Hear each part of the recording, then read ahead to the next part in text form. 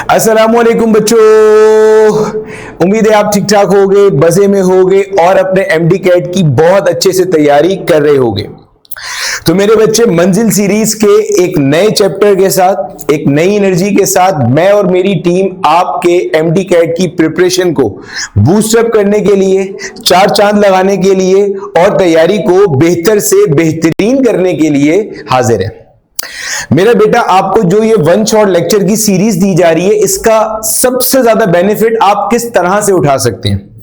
Number एक, lecture को तरीके से फोकस के साथ सारी नोटिफिकेशंस को ऑफ करके तमीज से देखो एक सेटिंग में। लेक्चर के प्रॉपर नोट्स बनाओ, जिन क्वेश्चन को टीचर दौरान लेक्चर सॉल्व कर रहे हैं उनको देखो और खुद से अटेम्प्ट करने की कोशिश करो। इससे आपको पता चलेगा कि आपके खुद के कॉन्सेप्ट्स कितने बेहतर होते जा रहे हैं।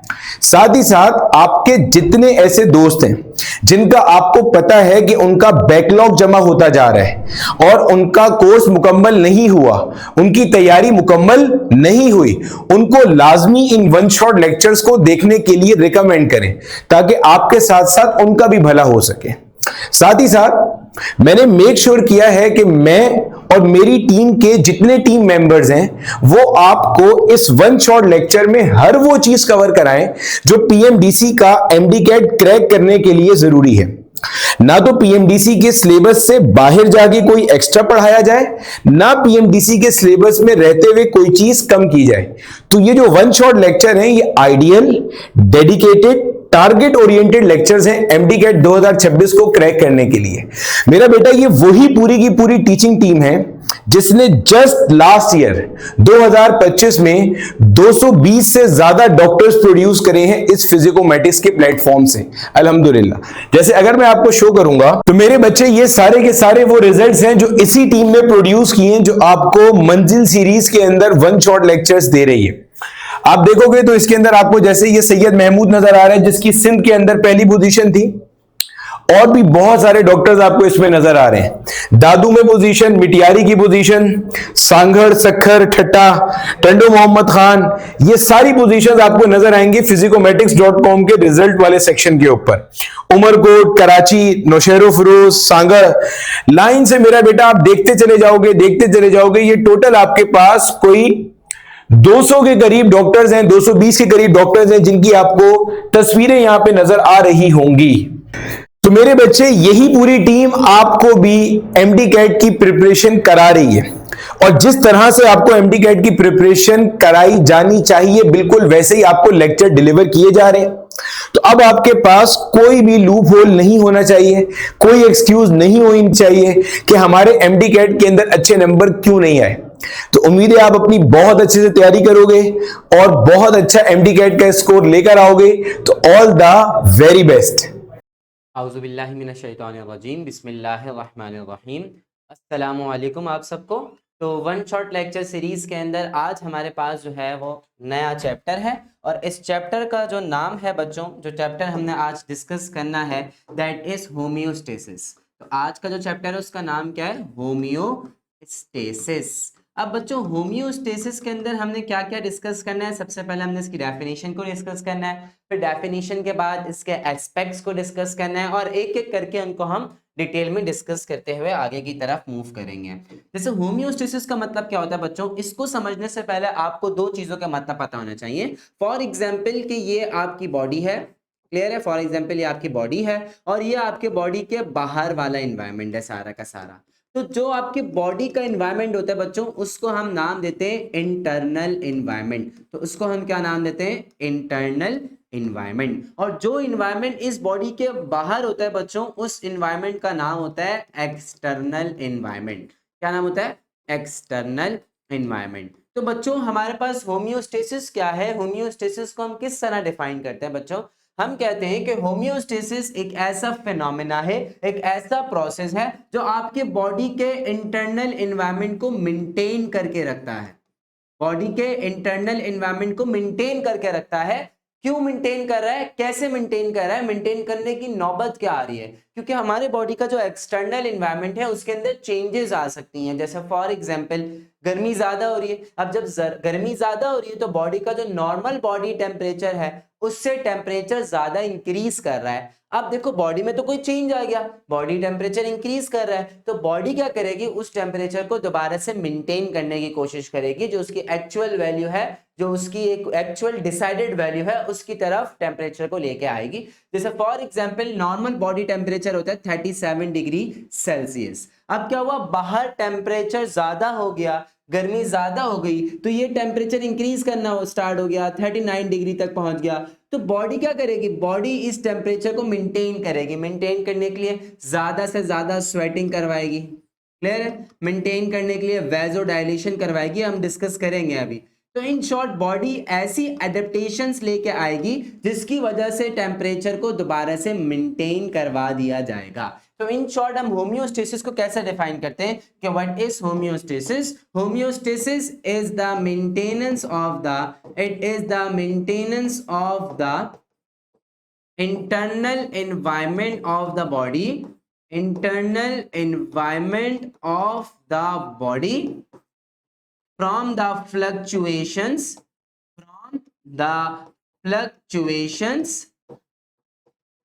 in the external environment of the body, के बॉडी के बाहर कोई भी ऐसी चेंजेस आ रही है, फ्लक्चुएशंस का मतलब होता है चेंजेस, क्लियर है, जिसकी वजह से हमारे पास बॉडी के इंटरनल एनवायरनमेंट के अंदर चेंजेस आ रही है, डिपेंड कर रहा है एक्सटर्नल एनवायरनमेंट इंटरनल एनवायरनमेंट पे। तो बॉडी का ऐसा मैकेनिज्म जो कि इंटरनल एनवायरनमेंट को मेंटेन करके रखेगा ताकि बॉडी के नॉर्मल फिजियोलॉजिकल फंक्शंस परफॉर्म होते रहें। क्योंकि अगर बॉडी अपने इंटरनल एनवायरनमेंट को मेंटेन नहीं करेगी तो फिर बॉडी अपने नॉर्मल फिजियोलॉजिकल फंक्शंस को भी सही से परफॉर्म नहीं कर पाएगी। तो इन शॉर्ट बॉडी के मेंटेनेंस को हम क्या नाम देते हैं, होम्योस्टेसिस। तो ये चीज बच्चों आपने यहाँ पे अच्छे से याद रखनी है कि हमारे पास होम्योस्टेसिस क्या होता है, मेंटेनेंस ऑफ द बॉडी, हमने अच्छे से डिस्कस कर लिया। It is the maintenance of a relative constituency in the internal environment of an organism despite fluctuations in the external environment. ये चीज हमने यहाँ पे अच्छे से डिस्कस कर ली है। अच्छा बच्चों, अगर हम एक्सपेक्ट की बात करें, मतलब हम कहें कि ये हमारे पास जो चैप्टर है होम्योस्टेसिस वाला, हम इसको 3 हिस्सों के अंदर डिवाइड करके डिस्कस करते हैं। सबसे पहला जो है हमारे पास दैट इज ऑस्मो रेगुलेशन। देखो ऑस्मो रेगुलेशन का मतलब क्या होता है कि बॉडी के अंदर सॉल्यूट मतलब सॉल्ट की बात कर ले हम, क्लियर है, और वाटर जैसे सॉल्वेंट की बात कर लें, तो इन शॉर्ट बॉडी के अंदर सॉल्ट और वाटर की कंसंट्रेशन को मेंटेन करके रखना, इस प्रोसेस का नाम क्या होता है बच्चों, ऑस्मो रेगुलेशन, जिसमें हमारी किडनी हेल्प करवा रही है, नेफ्रॉन्स हेल्प करवा रहे हैं, और अगर हम फिशेस की बात करें तो उसके अंदर गिल्स स्ट्रक्चर होते हैं जो हेल्प करवा रहे होते हैं। तो in short the maintenance of water and salt is called osmo regulation. The maintenance of temperature, अगर मैं टेम्परेचर की बात करूं, internal temperature of the body up to a certain limit, एक लिमिट तक बॉडी के टेम्परेचर को मेंटेन करना, इसको हम क्या नाम देते हैं बच्चों, थर्मो रेगुलेशन। तो ये चीज आपने यहाँ पे याद रखनी है, क्लियर है। अच्छा, उसके बाद अगर हम एक्सक्रीशन की बात करते हैं, एक्सक्रीशन की बात करते हैं, तो एक्सक्रीशन हमारे पास क्या है बच्चों, ये एक ऐसा प्रोसेस है जिसके अंदर नाइट्रोजनस वेस्ट को बॉडी से रिमूव किया जाता है। एक ऐसा प्रोसेस जिसके अंदर बॉडी से नाइट्रोजनस वेस्ट को रिमूव किया जाए, जैसे अमोनिया हो गया, यूरिया हो गया, यूरिक एसिड हो गया, तो ऐसे प्रोसेस को हम एक्सक्रीशन का नाम दे रहे होते हैं। तो ये चीज बच्चा आपने अच्छे से याद रखनी है। तो इन शॉर्ट हमने क्या पढ़ा कि होम्योस्टेसिस के 3 एस्पेक्ट्स हैं। अगर मैं बात कर रहा हूं वाटर और सॉल्ट के मेंटेनेंस की, तो इसको हम नाम देते हैं ऑस्मो रेगुलेशन, ओके हो गया। अगर मैं बात कर रहा हूं बच्चों टेम्परेचर की, कि टेम्परेचर को मेंटेन करना है, तो इसको नाम देंगे thermo regulation, thermo regulation, clear हो गई बात। और अगर मैं बात कर रहा हूं कि नाइट्रोजनस वेस्ट को बॉडी से रिमूव करना है, नाइट्रोजनस वेस्ट को बॉडी से रिमूव करना है, तो इस प्रोसेस को हम नाम देते हैं एक्सक्रीशन। तो ये 3 एस्पेक्ट्स आपको यहाँ पे याद होने चाहिए, और हमने इस चैप्टर के अंदर इन तीनों एस्पेक्ट को डिटेल में पढ़ना है। हमने ऑस्मो रेगुलेशन को अलग पढ़ना है, हमने थर्मो रेगुलेशन को अलग डिस्कस करना है, और हमने एक्सक्रीशन को अलग से डिस्कस करना है। तो ये चीज बच्चों आपने यहाँ पे याद रखनी है। अच्छा, उसके बाद अगर हम कंपोनेंट्स की बात करें, जैसे कंपोनेंट्स ऑफ फीडबैक सिस्टम। अब हमारे पास फीडबैक सिस्टम क्या होता है बच्चों, फीडबैक सिस्टम। तो फीडबैक सिस्टम हमारे पास क्या होता है, अगर हम इसको सिंपल वर्ड्स में डिफाइन करें कि व्हाट इज फीडबैक सिस्टम, तो फीडबैक सिस्टम एक चेक एंड बैलेंस सिस्टम होता है। It is a check and balance system of the body, check and balance system of the body. तो ये चीज बच्चों आपने यहाँ पे अच्छे से याद रखनी है। इसका मतलब हम कह रहे हैं ना कि भाई बॉडी के अंदर चेंजेस आ रही हैं, तो बॉडी के अंदर एक ऐसा प्रोसेस है, एक ऐसा फिनोमिना है, एक ऐसा मैकेनिज्म है जो बॉडी के इंटरनल एनवायरनमेंट को दोबारा से मेंटेन कर रहा है। तो भाई बॉडी को कैसे पता चला कि मेंटेन हो गया, ये चेंजेस आ रही हैं, मैंने मेंटेन करना है। तो बॉडी के अंदर चेक एंड बैलेंस करने के लिए कि क्या चीज बढ़ रही है, क्या चीज कम हो रही है, क्या चीज मेंटेन है, तो इस चेक एंड बैलेंस सिस्टम को हम नाम देते हैं फीडबैक सिस्टम। तो ये चीज आपने यहाँ पे याद रखनी है। अब इस चेक एंड बैलेंस सिस्टम यानी कि फीडबैक सिस्टम के अगर मैं कंपोनेंट्स की बात करूं कि हमारे पास क्या क्या कंपोनेंट्स मौजूद हैं फीडबैक सिस्टम के बच्चों, तो सबसे पहली चीज हमारे पास क्या आते हैं, स्पेशलाइज्ड सेल्स जिनका नाम होता है रिसेप्टर्स। तो रिसेप्टर्स क्या होता है बच्चों, रिसेप्टर्स ऐसे स्पेशलाइज्ड सेल्स होते हैं जिनका काम क्या होता है कि ये हमारे पास स्टिमुलस को डिटेक्ट करवाने के तौर पर इस्तेमाल होते हैं। They help to detect the stimulus. अब सवाल आता है व्हाट इज स्टिमुलस। स्टिमुलस को आसान लफ्जों में बच्चों हम इस तरह डिफाइन करते हैं, it is defined as any change, कोई भी चेंज जो बॉडी में आ रहा है उसको हम स्टिमुलस का नाम देंगे। टेम्परेचर बढ़ गया, स्टिमुलस टेम्परेचर कम हो गया, स्टिमुलस ब्लड प्रेशर बढ़ रहा है, स्टिमुलस ब्लड प्रेशर कम हो रहा है, स्टिमुलस पीएच इंक्रीज कर रही है, डिक्रीज कर रही है। तो कोई भी चेंज जो बॉडी में आएगा स्टिमुलस कहलाएगा, और उस चेंज को डिटेक्ट कौन करेगा, स्पेशलाइज्ड सेल्स जिसका नाम क्या होता है बच्चों, रिसेप्टर्स। फिर रिसेप्टर्स क्या करेंगे, उस स्टिमुलस को डिटेक्ट करने के बाद उस स्टिमुलस को ले जाएंगे कंट्रोल सेंटर के पास, जैसे हमारा ब्रेन, क्लियर है, जैसे हमारे स्पाइनल कॉर्ड। आमतौर पे ज्यादातर फंक्शंस ब्रेन कंट्रोल करता है, लेकिन उसके साथ साथ स्पाइनल कॉर्ड भी फंक्शंस को कंट्रोल कर रहा होता है, that are reflex action, involuntary functions. तो आपने यहाँ पे क्या याद रखना है कि फॉर एग्जांपल ये रिसेप्टर था, इस रिसेप्टर ने सारी की सारी इंफॉर्मेशन कहाँ पे ले गया, कंट्रोल सेंटर के पास ले गया। अब कंट्रोल सेंटर के पास तमाम चीजें पहले से मौजूद हैं, जैसे कंट्रोल सेंटर को पता है कि normal body temperature 37 degree centigrade है। अब क्या हुआ, अगर रिसेप्टर स्टिमुलस को लेके आ रहा है, बॉडी का टेम्परेचर बढ़ रहा है, तो कंट्रोल सेंटर उस स्टिमुलस के ऊपर वर्किंग करेगा। पहले उसका काम क्या होगा, उस स्टिमुलस को कलेक्ट करेगा, स्टोर करेगा, उसके ऊपर वर्किंग करेगा कि अच्छा टेम्परेचर इतना बढ़ चुका है, नॉर्मल वैल्यू इतनी है, अब मैंने अगर टेम्परेचर को दोबारा से नॉर्मल की तरफ लेके आना है तो मुझे ये काम करने पड़ेंगे। तो कंट्रोल सेंटर का मेन काम क्या होता है कि ये स्टिमुलस को कलेक्ट करता है, स्टिमुलस को कलेक्ट करने के बाद it collect the stimulus, stimulus को कलेक्ट करता है, और फिर कलेक्ट करने के बाद ये स्टिमुलस के ऊपर वर्किंग करता है, प्रोसेसिंग करता है, और प्रोसेसिंग करने के बाद फिर ये आपके पास एक कमांड या एक आंसर जनरेट करके दे देता है, या इन शॉर्ट एक रिस्पॉन्स जनरेट करके दे देता है। क्लियर है, तो इसका काम क्या होगा कि जो भी स्टिमुलस आया है उस स्टिमुलस को रिसीव करेगा, प्रोसेसिंग करेगा, और रिसीव और प्रोसेसिंग करने के बाद एक आपको कमांड या एक रिस्पॉन्स जनरेट करके दे देगा। अब वो कमांड या वो रिस्पॉन्स कौन लेके जा रहा है बच्चों, तो वो कमांड या वो रिस्पॉन्ड हमारे पास एक स्पेशल टाइप के सेल्स होते हैं जिनका नाम होता है इफेक्टर सेल्स, और ये इफेक्टर सेल्स उस कमांड को, उस रिस्पॉन्स को या तो मसल्स के पास लेके जाएंगे या तो ये फिर ग्लैंड्स के पास लेके जाएंगे। तो ये चीज आपने यहाँ पे याद रखनी है। क्लियर है, तो कंट्रोल सेंटर से इंफॉर्मेशन कौन लेके जाएगा, इफेक्टर्स लेके जाएंगे, और इफेक्टर्स कहाँ लेके जाएंगे, या तो वो मसल्स के पास लेके जाएंगे या तो वो ग्लैंड के पास लेके जाएंगे। जैसे फॉर एग्जांपल मुझे गर्मी लग रही थी, क्लियर है, टेम्परेचर इंक्रीज कर रहा था, रिसेप्टर इंफॉर्मेशन लेके गए कंट्रोल सेंटर के पास, कंट्रोल सेंटर ने रिस्पॉन्स जनरेट किया, गर्मी हो रही है तो ऐसा काम करो, स्वेट ग्लैंड से बोलो कि स्वेट बनाना स्टार्ट कर दें, स्वेट मतलब पसीना बनाना स्टार्ट कर दें। तो इफेक्टर्स ये इंफॉर्मेशन लेके कहां जाएगा, स्वेट ग्लैंड के पास, और स्वेट ग्लैंड क्या करेगा, स्वेटिंग को प्रोड्यूस करवा देगा। बात समझ आ गई, स्वेटिंग को इंक्रीज करवा देगा। फॉर एग्जांपल मैंने किसी गर्म चीज पे हाथ रखा हुआ है, तो वो सारा गर्म वाला स्टिमुलस रिसेप्टर्स कहां लेके जाएंगे, कंट्रोल सेंटर के पास। कंट्रोल सेंटर देखेगा कि भाई मैंने किसी हॉट चीज पे हाथ रखा हुआ है, गर्म चीज पर हाथ रखा हुआ है, मेरा हाथ जल सकता है, तो कंट्रोल सेंटर एक रिस्पॉन्स जनरेट करेगा, मेरे मसल्स के पास जाएंगे, मेरे मसल्स हाथ को फौरन से कॉन्ट्रैक्ट कर लेंगे। तो इस पूरे सिस्टम को हम नाम देते हैं कंपोनेंट्स ऑफ फीडबैक सिस्टम।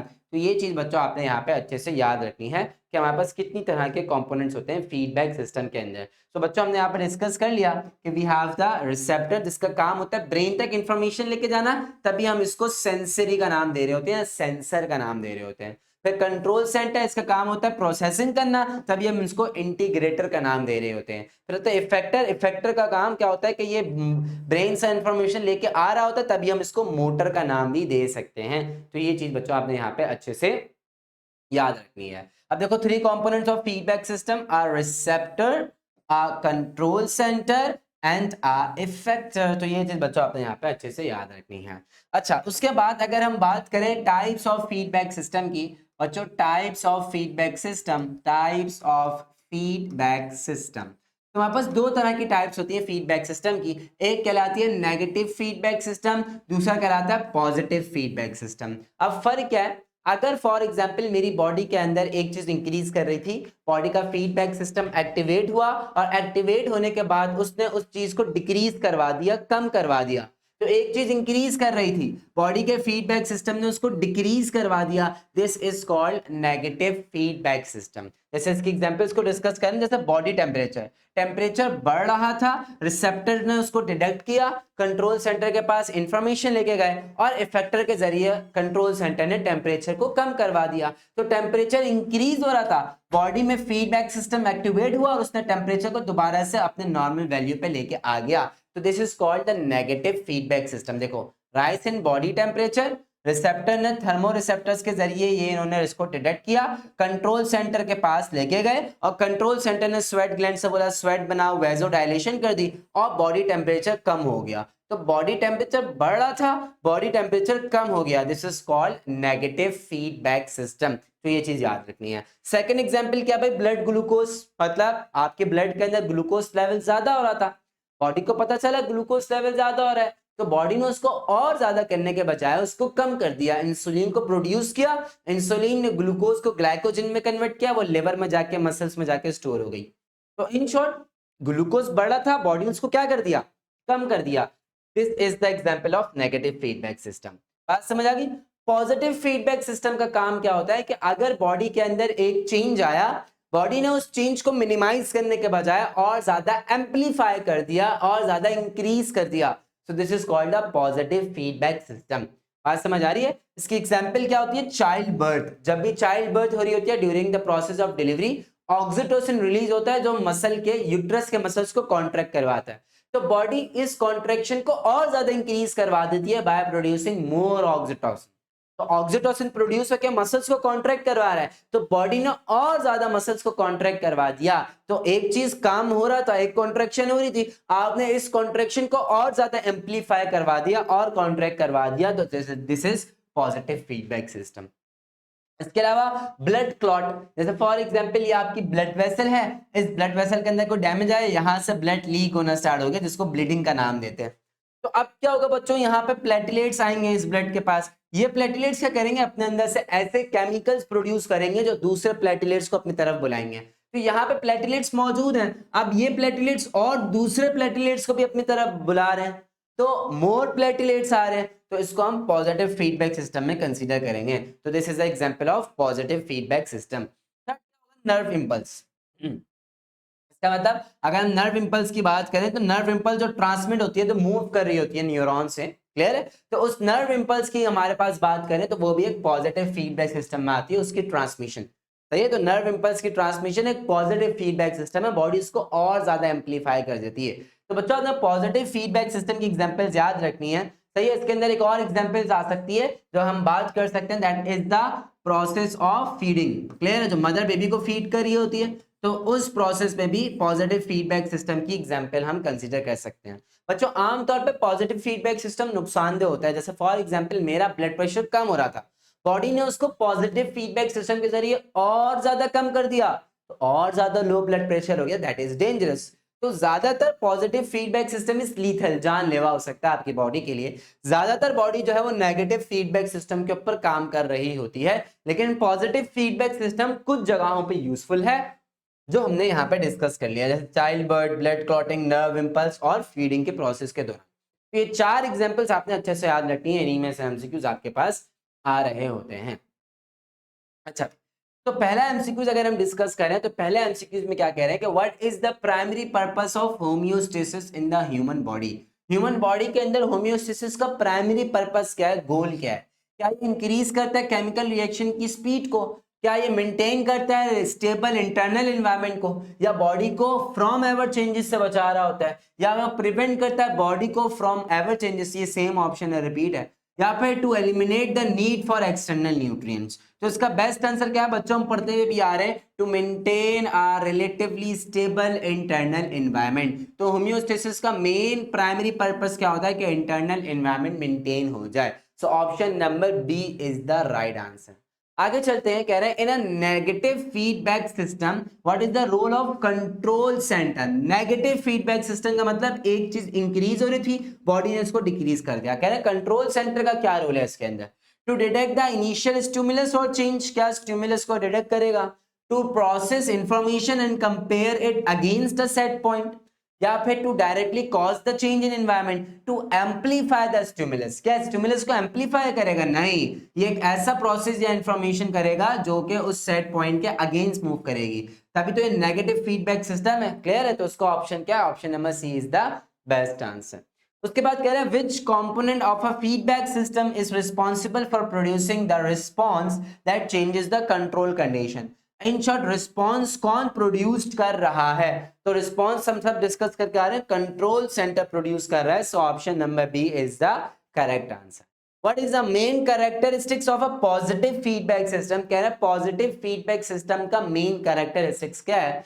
तो it reverse the direction of original stimulus, it maintains the body at perfectly constant level, it strengthens or reinforces the original stimulus, it is the most common feedback system. No, तो इसका answer क्या हो गया, option number B के ये stimulus को और ज्यादा पावरफुल बना देता है और ज्यादा स्ट्रेंथन बना लेता है। और हम पढ़ चुके हैं कि most common negative feedback system होता है, पॉजिटिव फीडबैक सिस्टम नहीं होता, तो ये चीज याद रखनी है। Which of the following is a classic example of physiological processes that maintains by homeostasis? कह रहे हैं इन चारों में से ऐसी कौन सी एग्जाम्पल है जो होम्योस्टेसिस के जरिए मेंटेन होती है? ब्लड शुगर लेवल है, रेट ऑफ हेयर ग्रोथ है, कलर ऑफ द आई है, या फिर न्यू लैंग्वेज पढ़ने की एबिलिटी, याद करने की एबिलिटी। तो बच्चों इसका बेस्ट आंसर क्या? Blood glucose level. ये हम डिस्कस करते हुए भी आ रहे हैं कि ब्लड ग्लूकोज लेवल एक नेगेटिव फीडबैक सिस्टम के जरिए बॉडी में कंट्रोल हो रहा होता है। तो that is all about the homeostasis. और होम्योस्टेसिस का थोड़ा बहुत इंट्रोडक्शन पढ़ा हमने, एस्पेक्ट्स के बारे में पढ़ा, 3 एस्पेक्ट्स हैं।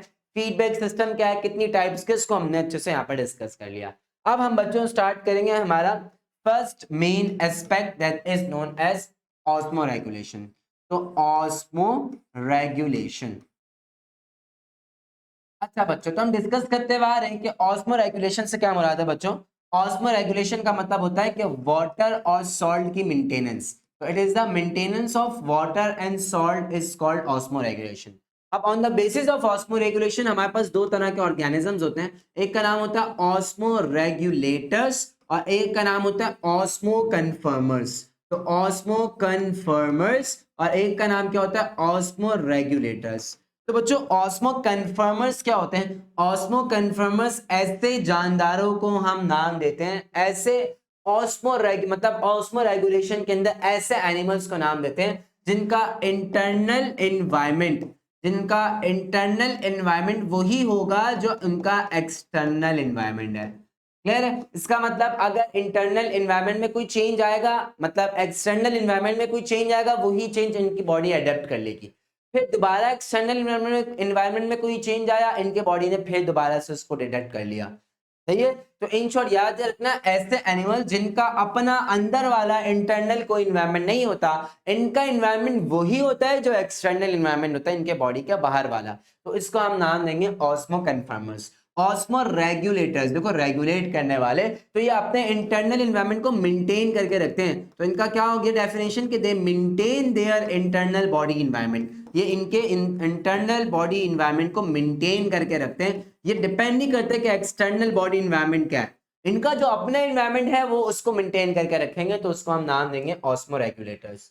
क्लियर है? देखो, osmo regulators maintain stable internal osmolarity मतलब इन्वायरमेंट, जबकि ऑस्मो कन्फर्मर्स ये इंटरनल मैचेस एक्सटर्नल, मतलब जो इंटरनल इन्वायरमेंट होगा वही इनका एक्सटर्नल इन्वायरमेंट हो जाएगा। इसका नाम क्या है? Osmo conformers. जिसकी एग्जांपल में क्या आता है? मोस्ट मैरीन इनवर्टिब्रेट, जैसे जेलीफिश की बात करें, हैग फिश की बात करें। क्लियर है? तो ये सारे ऑस्मो कन्फर्मर्स होते हैं। ऑस्मो रेगुलेटर्स देखो ये क्या करते हैं, ये अपने इंटरनल को इन्वायरमेंट को एक्सटर्नल इन्वायरमेंट के रिगार्डलेस ये अपने इंटरनल इन्वायरमेंट को रेगुलेट करके रखते हैं, तो इसको हम क्या नाम देंगे? Osmo regulators. इसके एग्जांपल अभी हम fresh water fishes, marine water fishes को डिस्कस करेंगे तो वो इसकी एग्जांपल्स में आती हैं। इन शॉर्ट, ऐसे एनिमल्स जो अपने इंटरनल इन्वायरमेंट को मेंटेन कर सकते हैं और करते हैं, क्लियर है, एक्सटर्नल इन्वायरमेंट पे डिपेंड नहीं करते, उनको हम नाम देंगे ऑस्मो रेगुलेटर्स। और जो इंटरनल इन्वायरमेंट एक्सटर्नल इन्वायरमेंट दोनों मैच करके रखते हैं उनको हम नाम देंगे ऑस्मो कन्फर्मर्स। तो ये चीज बच्चों आपने यहाँ पे अच्छे से याद रखनी है। अच्छा, अब इस टॉपिक से पहले कि ऑस्मो रेगुलेशन को हम डिटेल में डिस्कस करें, बच्चों आपको तीन तरह के सॉल्यूशंस का पता होना चाहिए। एक होता है आपके पास हाइपोटोनिक सॉल्यूशन, हाइपोटोनिक। एक होता है बच्चों आपके पास आइसोटोनिक सॉल्यूशन, और एक बच्चों आपके पास होता है हाइपरटोनिक सॉल्यूशन। तो आपके पास तीन तरह के सॉल्यूशन होते हैं। हम इनको डिफाइन करते हैं on the basis of water and salt. हम कहते हैं ऐसा सॉल्यूशन जिसके अंदर वाटर की कंसंट्रेशन ज्यादा है और सॉल्ट की कंसंट्रेशन कम है, तो ऐसे सॉल्यूशन को हाइपोटोनिक का नाम देते हैं। देखो, हाइपो का मतलब कम, वाटर कम, सॉल्ट ज्यादा, तो ऐसे सॉल्यूशन को हम हाइपोटोनिक सॉल्यूशन का नाम दे रहे होते हैं। आइसोटोनिक की बात करें बच्चों, आइसो का मतलब होता है सेम। ये एक ऐसा सॉल्यूशन होता है जिसके अंदर वाटर और सॉल्ट की कंसंट्रेशन बराबर रहती है। तो ऐसा सॉल्यूशन जिसके अंदर वाटर और सॉल्ट की कंसंट्रेशन बराबर रहे, ऐसे सॉल्यूशन को हम नाम देते हैं आइसोटोनिक सॉल्यूशन। हाइपरटोनिक, हाइपर का मतलब इंक्रीज, ऐसा सॉल्यूशन जिसके अंदर वाटर अब ज्यादा हो गया, सॉल्ट कम हो गई, तो ऐसा सॉल्यूशन को हम हाइपरटोनिक सॉल्यूशन का नाम दे रहे होते हैं। तो ये तीन तरह के सॉल्यूशन हमने अच्छे से डिस्कस किए, हाइपोटोनिक, आइसोटोनिक और हाइपरटोनिक। तो इनके मतलब आपको अच्छे से यहाँ पे पता होने चाहिए। अच्छा भाई, अब हम स्टार्ट करेंगे बच्चों osmo regulation in fresh water fishes, कि फ्रेश वाटर फिशेस के अंदर ऑस्मो रेगुलेशन का प्रोसेस कैसे आपके पास हो रहा होता है। अच्छा, अब फॉर एग्जांपल आप ये कंसीडर कर लो कि this is a fresh water. अच्छा, फ्रेश वाटर का मतलब क्या है कि ये एक ऐसा वाटर है जो कि हाइपोटोनिक है। हाइपोटोनिक का मतलब क्या है कि इसके अंदर वाटर की कंसंट्रेशन ज्यादा है और सॉल्ट की कंसंट्रेशन कम है। अच्छा, अब फॉर एग्जांपल इसके अंदर कंसीडर कर लो कि ये आपकी फिश है, फॉर एग्जांपल समझने के लिए कि दिस इज योर फिश। अच्छा, अब जो हाइपोटोनिक वाटर मतलब फ्रेश वाटर के अंदर, हम फ्रेश वाटर की बात कर रहे हैं, तो फ्रेश वाटर के अंदर जो फिशेस पाई जाती है ना बच्चों, वो होती खुद कैसी है? हाइपरटोनिक। हाइपरटोनिक मतलब फ्रेश वाटर के अंदर जो फिशेस पाई जा रही हैं दैट आर हाइपरटोनिक, जो फ्रेश वाटर है दैट इज हाइपोटोनिक। तो बच्चों होता हमारे पास क्या है यहाँ पे? हाइपरटोनिक का मतलब क्या होता है यहाँ पे? हाइपरटोनिक का मतलब है इनके पास वाटर की कमी है और इनके पास सॉल्ट ज्यादा है। और ये जो फिशेस होती हैं, ये फिशेस होती हैं ऑस्मो रेगुलेटर्स। इसका मतलब ये अपना इंटरनल बॉडी एनवायरनमेंट मेंटेन करके रखेंगी। अब इन फिशेस के साथ दो प्रॉब्लम्स क्या आ रहे हैं, अगर हम प्रॉब्लम्स को डिस्कस करें तो पहला प्रॉब्लम क्या आ रहा है कि लार्ज इनटेक ऑफ वाटर, कि ये फिशेस जो हैं ये लार्ज इनटेक ऑफ वाटर करेंगे, वाटर इनकी बॉडी में ज्यादा से ज्यादा खुद आ रहा होगा। पहला प्रॉब्लम क्यों? क्योंकि बाहर पानी ज्यादा है, अंदर पानी कम है, तो water will move from higher concentration to lower concentration. इसका मतलब इनकी बॉडी के अंदर पानी ज्यादा से ज्यादा आ रहा होगा। तो ये पहली प्रॉब्लम है कि लार्ज इनटेक ऑफ वाटर हो जाएगा। बात समझ आ गई? दूसरा प्रॉब्लम अगर हमारे पास यहाँ पे क्या है, अगर हम दूसरे प्रॉब्लम की बात करें, देखो इनके अंदर सॉल्ट ज्यादा है, बाहर सॉल्ट कम है, तो इनकी बॉडी से निकल निकल के सॉल्ट जो है वो बाहर की तरफ जाना स्टार्ट कर देगा। तो ये दो प्रॉब्लम है। पहला प्रॉब्लम क्या है फ्रेश वाटर फिशेस के पास, कि ये ऐसे एनवायरनमेंट में रह रही है जो हाइपोटोनिक है, लेकिन ये खुद कैसी है? हाइपरटोनिक। तो ग्रेडियंट का फर्क आ गया, बाहर पानी ज्यादा है, फिश के अंदर पानी की कंसंट्रेशन कम है, तो वाटर मूव करता है बाहर से अंदर की तरफ, बाहर से फिश के अंदर ज्यादा से ज्यादा पानी आएगा। दूसरी प्रॉब्लम क्या है कि फिशेस के पास सॉल्ट की कंसंट्रेशन ज्यादा है। एनवायरनमेंट की बात करें तो वहां पे सॉल्ट की कंसंट्रेशन कम है, तो सॉल्ट मूव करेगी फिशेस से बाहर की तरफ। अगर ये दोनों प्रोसेस चलते रहेंगे तो फिश का तो इंटरनल एनवायरनमेंट चेंज होना स्टार्ट हो जाएगा, पानी आता रहेगा, सॉल्ट बाहर जाती रहेगी, तो फिश का एनवायरनमेंट तो हाइपोटोनिक हो जाएगा। लेकिन फिश कैसी है? ऑस्मो रेगुलेटर है, इसका मतलब वो अपना इंटरनल एनवायरनमेंट मेंटेन करके रखेगी। तो for the sake of maintenance of internal environment fishes क्या करती हैं बच्चों? फिशेस जो यूरिन पैदा करती हैं वो बहुत ज्यादा डाइल्यूटेड यूरिन होता है, क्योंकि जितना पानी बॉडी के अंदर आ रहा है उतना पानी वो रिमूव कर रही है, तो इनका जो यूरिन है वो बहुत ज्यादा डाइल्यूटेड होगा। इसका मतलब इसके अंदर वाटर की कंसंट्रेशन ज्यादा से ज्यादा होगी। दूसरा क्या है कि ये आयंस को एक्टिवली अपटेक करती हैं। इनके गिल्स के पास ऐसे स्पेशलाइज्ड सेल्स होते हैं, क्लियर है, आयोनासाइट्स जिनका हम नाम देते हैं। इनका काम क्या होता है कि ये पानी में से एक्टिवली का मतलब एनर्जी को इस्तेमाल करते हुए ये हमारे पास आयंस को रीअपटेक करना स्टार्ट कर देते हैं, आयंस की रीअपटेक स्टार्ट कर देते हैं। तो यही चीज बच्चों आपने यहाँ पे अच्छे से याद रखनी होगी। दो प्रॉब्लम, पहला प्रॉब्लम पानी ज्यादा से ज्यादा बॉडी में आ रहा है, जितना पानी आ रहा है इसका सोल्यूशन क्या है? उतना पानी जा रहा है by producing the dilute urine. दूसरा प्रॉब्लम इनकी सॉल्ट लॉस हो रही है, तो इसका सोल्यूशन क्या है कि इनके पास कुछ गिल्स पे स्पेशलाइज्ड सॉल्ट ग्लैंड्स हैं जो सॉल्ट को एक्टिवली रीअपटेक करके दोबारा से फिशेस की बॉडी के अंदर इंट्रोड्यूस करवा रहे हैं। तो इसकी वजह से जो इनका अपना इंटरनल एनवायरनमेंट है वो मेंटेन रहेगा, तो ये चीज याद रखनी है। अब बच्चों हम पढ़ेंगे कि osmo regulation in marine water fishes. जैसे फॉर एग्जांपल आप कंसीडर कर लो कि this is your marine water, ये आपका मैरीन वाटर है। अब मैरीन वाटर हाइपरटोनिक होता है, जिसके अंदर वाटर की कंसंट्रेशन कम होती है और सॉल्ट की कंसंट्रेशन ज्यादा होती है, तो ये एक हाइपरटोनिक एनवायरनमेंट है। अब इस मैरीन वाटर के अंदर जो फिशेस पाई जाती हैं बच्चों, these fishes are hypotonic in nature. ये फिशेस कैसी हैं? हाइपोटोनिक। हाइपोटोनिक का मतलब इनके अंदर वाटर ज्यादा है, सॉल्ट कम है। तो बच्चों अब क्या काम होगा? अब फिश की बॉडी से निकल निकल के पानी बाहर की तरफ जाएगा, क्योंकि बाहर पानी कम है, अंदर पानी ज्यादा है। तो पहली प्रॉब्लम क्या है कि फिशेस जो है वो अपने वाटर को लॉस करना स्टार्ट कर देंगी। दूसरी प्रॉब्लम क्या है? बाहर सॉल्ट ज्यादा है, अंदर सॉल्ट कम है, तो सॉल्ट फिश की बॉडी में एंटर करना स्टार्ट कर देगा। तो दो प्रॉब्लम है।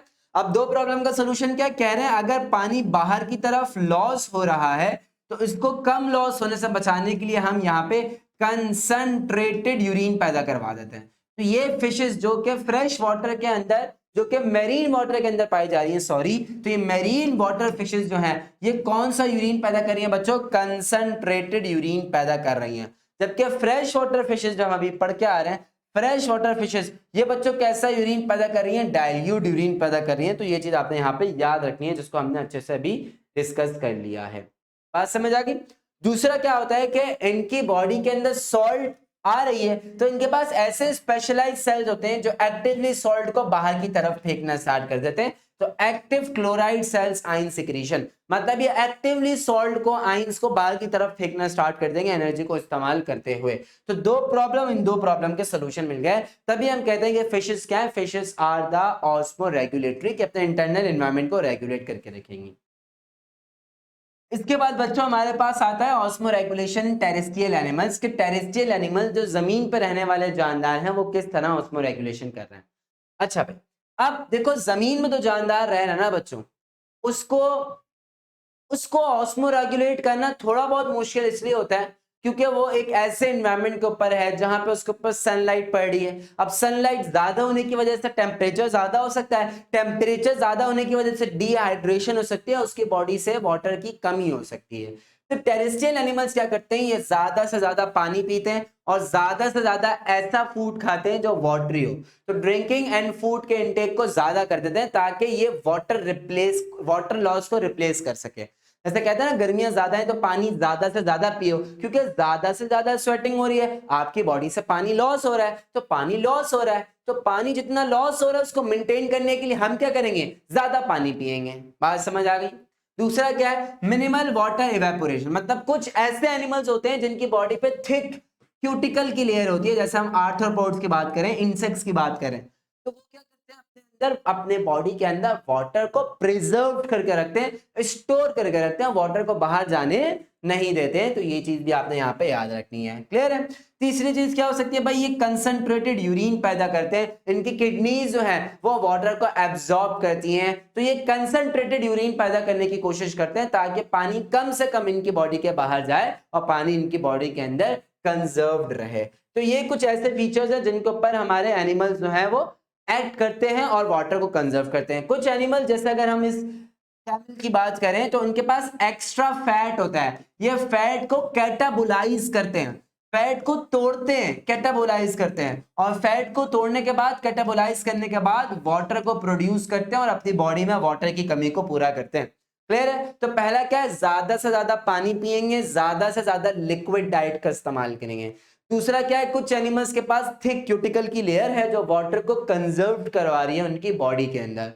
थर्ड चीज हमने क्या पढ़ी कि ये कंसंट्रेटेड यूरिन पैदा करेंगे, इनकी किडनीज वाटर को ज्यादा से ज्यादा एब्सॉर्ब करेंगी। और कुछ एनिमल ऐसे होते हैं हमारे पास जिनके पास एक्स्ट्रा फैट होता है जो फैट को कैटाबोलाइज करते हैं, तोड़ते हैं, और उसको तोड़ने के बाद वाटर को हासिल करके अपनी नीड्स को पूरा करते हैं। तो ये चीज बच्चों आपने यहाँ पे अच्छे से याद रखनी है। अब एक कुछ एमसीक्यूज इनको डिस्कस करते हैं भाई। कह रहे हैं फ्रेश वाटर फिश की बात करते हैं, तो what is the primary osmo regulatory challenge for a fresh water fish. देखो फ्रेश वाटर के अंदर इन्वायरमेंट इसका खुद कैसा है, हाइपरटोनिक, मतलब वाटर कम है, सॉल्ट ज्यादा है। बाहर फ्रेश वाटर मतलब वाटर ज्यादा है, तो कह रहे हैं इनके अंदर क्या होगा, लूजिंग टू मच वाटर, क्या ये अपने अंदर से वाटर को लॉस कर देंगे। गेनिंग टू मच वाटर, क्या ये अपने अंदर वाटर को ज्यादा से ज्यादा गेन करेंगे, सॉल्ट को रिटेन करेंगे, या ये हाइपरटोनिक यूरिन पैदा करेंगे। नहीं, तो इनका काम क्या होता है, यहाँ पे लिखा है वाटर गेन, तो ये ज्यादा से ज्यादा वाटर को गेन करते हैं और इनका जो यूरिन होता है वो डाइल्यूट होता है, हाइपरटोनिक नहीं होता। ये हम डिस्कस करते हुए आ रहे थे। तो बच्चों इसका करेक्ट आंसर क्या हो गया, ऑप्शन नंबर बी।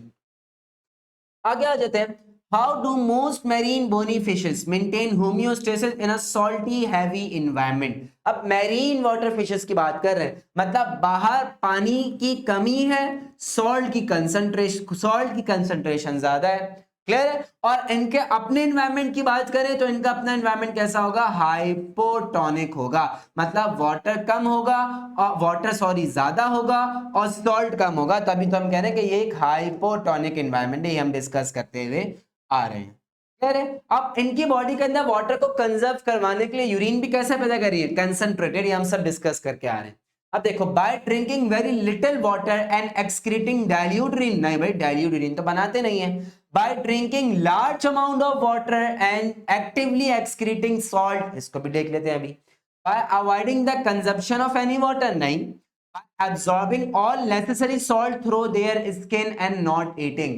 आप कह रहे हैं कि ये जो अननेसेसरी सॉल्ट है इसको एब्जॉर्ब कर लेते, नहीं, तो इसका आंसर क्या होगा कि इनके बॉडी के अंदर वाटर ज्यादा से ज्यादा है, अब बाहर वाटर की कमी है, हाइपरटोनिक है, तो वाटर तो इनकी बॉडी से बाहर की तरफ मूव करेगा। क्लियर है? और सॉल्ट का प्रॉब्लम क्या होगा कि सॉल्ट बाहर ज्यादा है, सॉल्ट इनकी बॉडी के अंदर मूव करेगा, तो ये सॉल्ट को एक्टिवली एक्सक्रीट करेंगी, तो actively excrete excess salt. Option number B is the right answer. बात समझ आ गई? तो B is the right answer. तो ये चीज आपने याद रखनी है।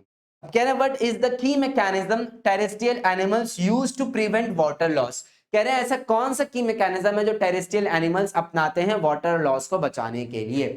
तो बच्चों ऑप्शन नंबर एक है having highly permeable skin to absorb moisture from the air. क्या ये होता है इनके पास excreting ammonia directly which requires high amount of water, producing concentrated urine and having water resistance outer layer, या relying entirely on metabolic water, मतलब body पे water पे नहीं। तो option number C is the right answer कि ये concentrated urine बनाते हैं और इनके पास कुछ ऐसी वाटर रेजिस्टेंस आउटर लेयर्स मौजूद होती हैं जो वाटर को कंजर्व करके रखती हैं, इनकी बॉडी में बाहर जाने से रोकती हैं। तो ये चीज बच्चों आपने यहाँ पे याद रखनी है। तो हमने होम्योस्टेसिस का पहला एस्पेक्ट जिसका नाम क्या था बच्चों, ऑस्मो रेगुलेशन, तो हमने ऑस्मो रेगुलेशन को यहाँ पे अच्छे से डिस्कस कर लिया है। बात समझ आ गई है? तो पहला एस्पेक्ट हमारा कंप्लीट हो गया, ऑस्मो रेगुलेशन। अब हम स्टार्ट करेंगे हमारा दूसरा एस्पेक्ट।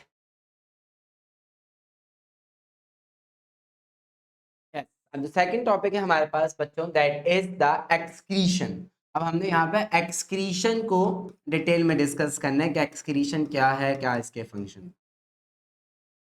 अच्छा, अब एक्सक्रीशन क्या होता है इसको हम डिटेल में डिस्कस करेंगे। इससे पहले हम इसकी डेफिनेशन जल्दी से पढ़ लेते हैं।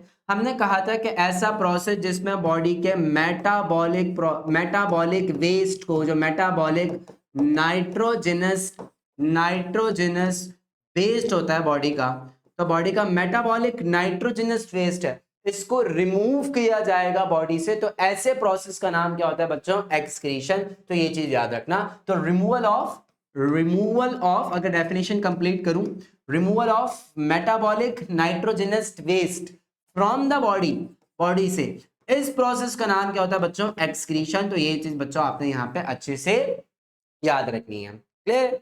अच्छा, अब एक्सक्रीशन के अंदर अगर हम एक्सक्रीटरी वेस्ट प्रोडक्ट की बात करते हैं तो सबसे पहले मेन जो है बच्चों, दैट इज योर अमोनिया। सबसे पहले मेन जो प्रोडक्ट है दैट इज योर अमोनिया। अब अमोनिया बनता कैसे है बच्चों, उसको हम डिस्कस करते हैं जल्दी से। फॉर एग्जाम्पल ये आपके पास है अमाइनो एसिड। अमाइनो एसिड का फॉर्मूला क्या होता है? एक तरफ होता है अमाइन ग्रुप, एक तरफ होता है कार्बोक्सिलिक ग्रुप, एक तरफ होती है हाइड्रोजन और एक तरफ होती है free radical or chain, carbon की चेन। अब होता क्या है, सबसे पहले हमारे पास जो है ये जो अमाइनो एसिड है, मैं लिख भी देता हूं यहाँ पे अमाइनो एसिड। तो सबसे पहले हमारे पास क्या होता है? अमाइनो एसिड की डी अमाइनेशन होती है। तो सबसे पहले deamination of amino acid. तो deamination of amino acid का मतलब क्या होता है? इस अमाइन ग्रुप को अमाइनो एसिड से अलग करवा दिया जाता है। अब देखो ये अमाइन ग्रुप आ गया, ये अमाइन ग्रुप हाइड्रोजन के साथ, जो फ्री हाइड्रोजन है उसके साथ मिलता है और उसके साथ मिलने के बाद क्या बना देता है? अमोनिया बना देता है। तो ये अमोनिया कहीं बाहर से नहीं आया। एक्सक्रीशन में जो बॉडी वेस्ट प्रोडक्ट बॉडी से रिमूव कर रही है, तो वो वेस्ट प्रोडक्ट कहीं अमोनिया डायरेक्टली बाहर से नहीं आया, डायरेक्ट अमोनिया की फॉर्म में। हम जो यूजफुल चीजें खा रहे हैं, जैसे अमाइनो एसिड क्या बनाता है? प्रोटीन। हम जो प्रोटीन बना रहे हैं, जब उस प्रोटीन की कैटाबॉलिज्म हो रही है तो उससे कुछ यूजफुल चीजें भी मिल रही हैं, कुछ हार्मफुल चीजें भी मिल रही हैं। तो यूजफुल चीजें, प्रोटीन है बॉडी के अंदर, ग्रोथ करवा रही है, रिपेयर करवा रही है, एक्सवाइजेड तमाम फंक्शन परफॉर्म कर रही है। लेकिन इसी प्रोटीन के अमाइनो एसिड में डीअमाइनेशन हो रही है, अमाइन ग्रुप अलग हो रहा है और वो हाइड्रोजन के साथ मिलके हमारे पास अमोनिया की फॉर्मेशन कर रहा है। बात समझ आ गई? अब ये जो अमोनिया है, जो पहला वेस्ट प्रोडक्ट है, ये बहुत ज्यादा टॉक्सिक होता है। It is highly toxic. अगर इस अमोनिया की कंसंट्रेशन हमारी बॉडी के अंदर बढ़ना स्टार्ट हो जाए तो इसकी वजह से आप कोमा में भी जा सकते हो और इन शॉर्ट आपकी डेथ भी हो सकती है। क्लियर है? तो अमोनिया बहुत ज्यादा टॉक्सिक होता है। तो बॉडी क्या करती है? बॉडी इस अमोनिया को भेजती है लिवर के पास। कहां? लिवर के पास। और लिवर इस अमोनिया को कन्वर्ट करवा देता है लेस टॉक्सिक कंपाउंड में, दैट इज यूरिया। तो लिवर क्या करता है? इस अमोनिया को लिवर यूरिया में कन्वर्ट करवा देता है with the help of urea cycle. नाम क्या होता है? Urea cycle. और यह अमोनिया लेस टॉक्सिक कंपाउंड में कन्वर्ट हो जाता है, दैट इज कॉल्ड यूरिया। तो ये थोड़ा बहुत इंट्रोडक्शन था, ये आपने चीज यहाँ पे याद रखनी है। अब हम डिस्कस करेंगे मेन जो आपके पास एक्सक्रीटरी प्रोडक्ट्स है, जैसे अमोनिया। अब बच्चों अमोनिया का फॉर्मूला क्या होता है? NH3, ये आपको यहाँ पे पता होना चाहिए। यूरिया का फॉर्मूला क्या होता है? कार्बोनाइल और उसके दोनों तरफ अमाइन ग्रुप लगे होते हैं, ऐसा। जैसे फॉर एग्जांपल ये कार्बोनाइल हो गया और कार्बोनाइल के दोनों तरफ अमाइन ग्रुप लगे होते हैं, तो this is the formula for the urea. अच्छा भाई, और ये यूरिक एसिड का फॉर्मूला है C5H4N4O3। क्लियर? टॉक्सिसिटी की बात करें तो सबसे ज्यादा हाईली टॉक्सिक आपके पास क्या होता है? अमोनिया, जैसे मैंने आप लोग को यहाँ पर बताया। क्लियर? लेस टॉक्सिक यूरिया भी होता है और यूरिक एसिड भी होता है। तो ये चीज आपने यहाँ पे याद रखनी है। वाटर के अंदर सॉल्युबल कौन है? Ammonia is highly water soluble, सबसे ज्यादा वाटर सॉल्युबल होता है। अगर आपने अमोनिया को बॉडी से रिमूव करवाना है, so what you have to do, you have to dissolve ammonia in a large quantity of water, large amount of water.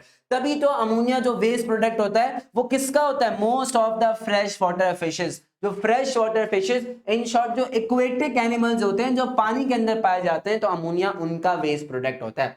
Urea भी सॉल्युबल होता है लेकिन हाईली सॉल्युबल नहीं होता, और यूरिक एसिड इनसॉल्युबल होता है वाटर के अंदर। तो ये चीज आपने यहाँ पे याद रखनी है।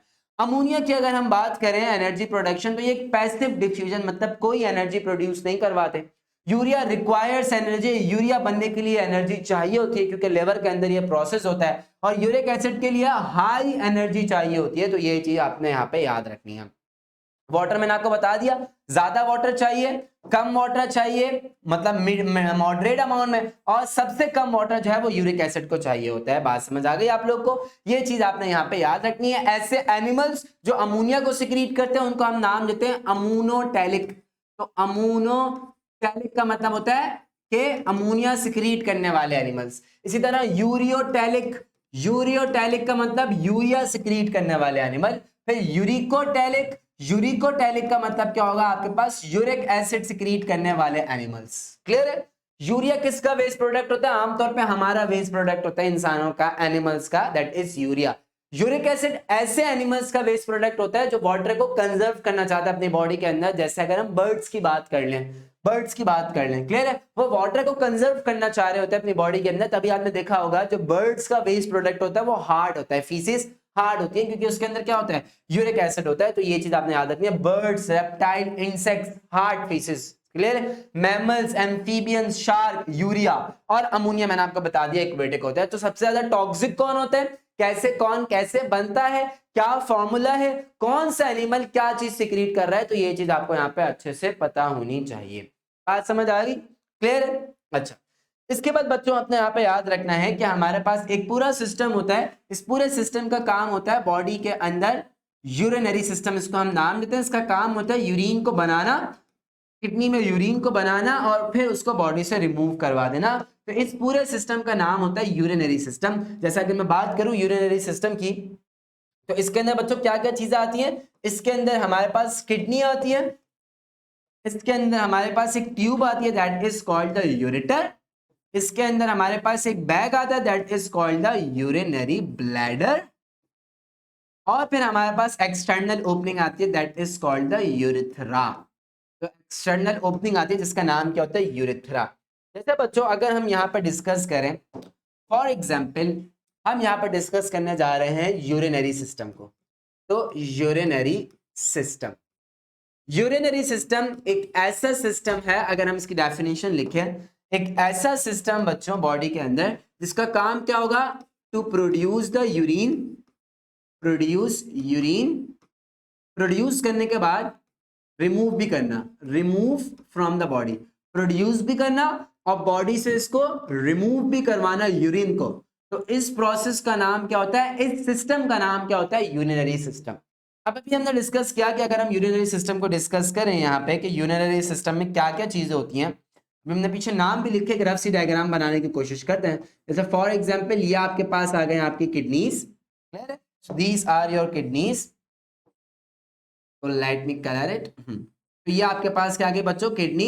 तो एक आपके पास आ गई राइट किडनी, एक आपके पास आ गई लेफ्ट किडनी। अच्छा, यूरिनरी सिस्टम में आप सिर्फ अभी किडनी याद रखो, अभी मैं आप लोग को अलग से किडनी के बारे में पढ़ाऊंगा, तब हम उसमें किडनी की डिटेल देखेंगे। अभी हम किडनी की डिटेल में नहीं जा रहे इन यूरिनरी सिस्टम, जब मैं अभी किडनी अलग से पढ़ाऊंगा तब हम इसकी डिटेल को देखेंगे। क्लियर है? तो फॉर एग्जाम्पल आप कंसिडर कर लो कि यह आपका पेयर ऑफ किडनीज है, इन पेयर ऑफ किडनीज से दो ट्यूब्स निकल ली होती हैं आपके पास। क्लियर है? इन दो ट्यूब्स का नाम होता है बच्चों यूरेटर। तो यूरेटर किडनी से निकलने वाली दो ट्यूब्स हो गई, और फिर ये दोनों ट्यूब्स जो है वो आपके यूरिनरी ब्लैडर में जाके अटैच्ड होती हैं। देखो urinary bladder, urinary bladder. Clear है? और फिर यूरिनरी ब्लैडर में एक ओपनिंग होती है, इस ओपनिंग के जरिए जो यूरिन आता है यूरिनरी ब्लैडर में, वो इस ओपनिंग के जरिए बॉडी से रिमूव हो जाता है। तो अगर हम बात करें तो we have a pair of kidney, एक राइट किडनी और दूसरी लेफ्ट किडनी। ओके हो गया। We have a pair of tube जिसका नाम क्या हो गया, यूरेटर हो गया। वी हैव अ बैग जिसका नाम क्या हो गया, यूरिनरी ब्लैडर हो गया। And we have a opening, जिस ओपनिंग के जरिए यूरिन बॉडी से रिमूव होता है, that is called the urethra. तो ये चीज बच्चों आपने याद रखनी है, ये यूरिनरी सिस्टम का पार्ट होता है। अच्छा भाई, समझ आ गई बात। अब किडनीज को भी हमने डिस्कस करना है, इसको भी रहने देते हैं। यूरेटर हमारे पास क्या होता है बच्चों, यूरेटर की अगर मैं बात करूं तो यूरेटर एक मैस्कुलर ट्यूब है, ये एक मैस्कुलर ट्यूब है, मसल से मिलकर बनी हुई है, जिसका काम क्या है कि ये आपके पास किडनी को यूरिनरी ब्लैडर के साथ कनेक्ट करवा रही है। तो आप देख रहे हो किडनी और यूरिनरी ब्लैडर आपस में कनेक्टेड है with the help of this yellowish tube, इसका नाम क्या है, यूरेटर। इसका काम क्या होता है, कि ये किडनी में जो यूरिन बना होता है ना, उस यूरिन को ट्रांसपोर्ट करवाती है from the kidney into the urinary bladder.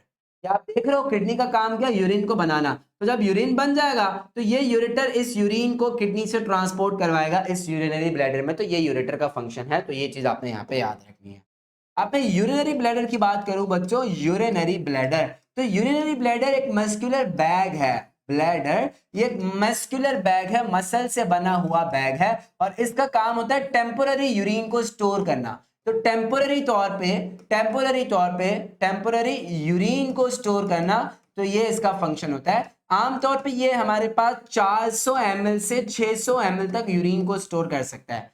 Range कितनी है, 400 ml से 600 ml तक ये यूरिन को स्टोर कर सकता है। तो ये इसका फंक्शन है। फिर यूरिन जो है वो इस यूरिनरी ब्लैडर के जरिए यहाँ पे एक ओपनिंग होती है, that is called the urethra. इस यूरेथ्रा के जरिए बॉडी से रिमूव हो जाता है। यूरेथ्रा के पास स्फिंक्टर्स होते हैं, ये स्फिंक्टर रिलैक्स करते हैं, यूरेथ्रा ओपनिंग होती है, और फिर वहां से यूरिन जो है वो बॉडी से पास हो जाता है by the help of process known as urination. तो इस प्रोसेस का नाम क्या होता है, यूरिनेशन। तो ये चीज बच्चों आपने यहाँ पे याद रखनी है, that is all about the urinary system, जो चीज आपको यहाँ पे अच्छे से पता होनी चाहिए। अच्छा बच्चों, यूरिनरी सिस्टम के बाद अगर हम किडनीज को पढ़ना स्टार्ट करें बच्चों, तो किडनी के अंदर सबसे पहला पार्ट जो हमने डिस्कस करना है that is your nephron.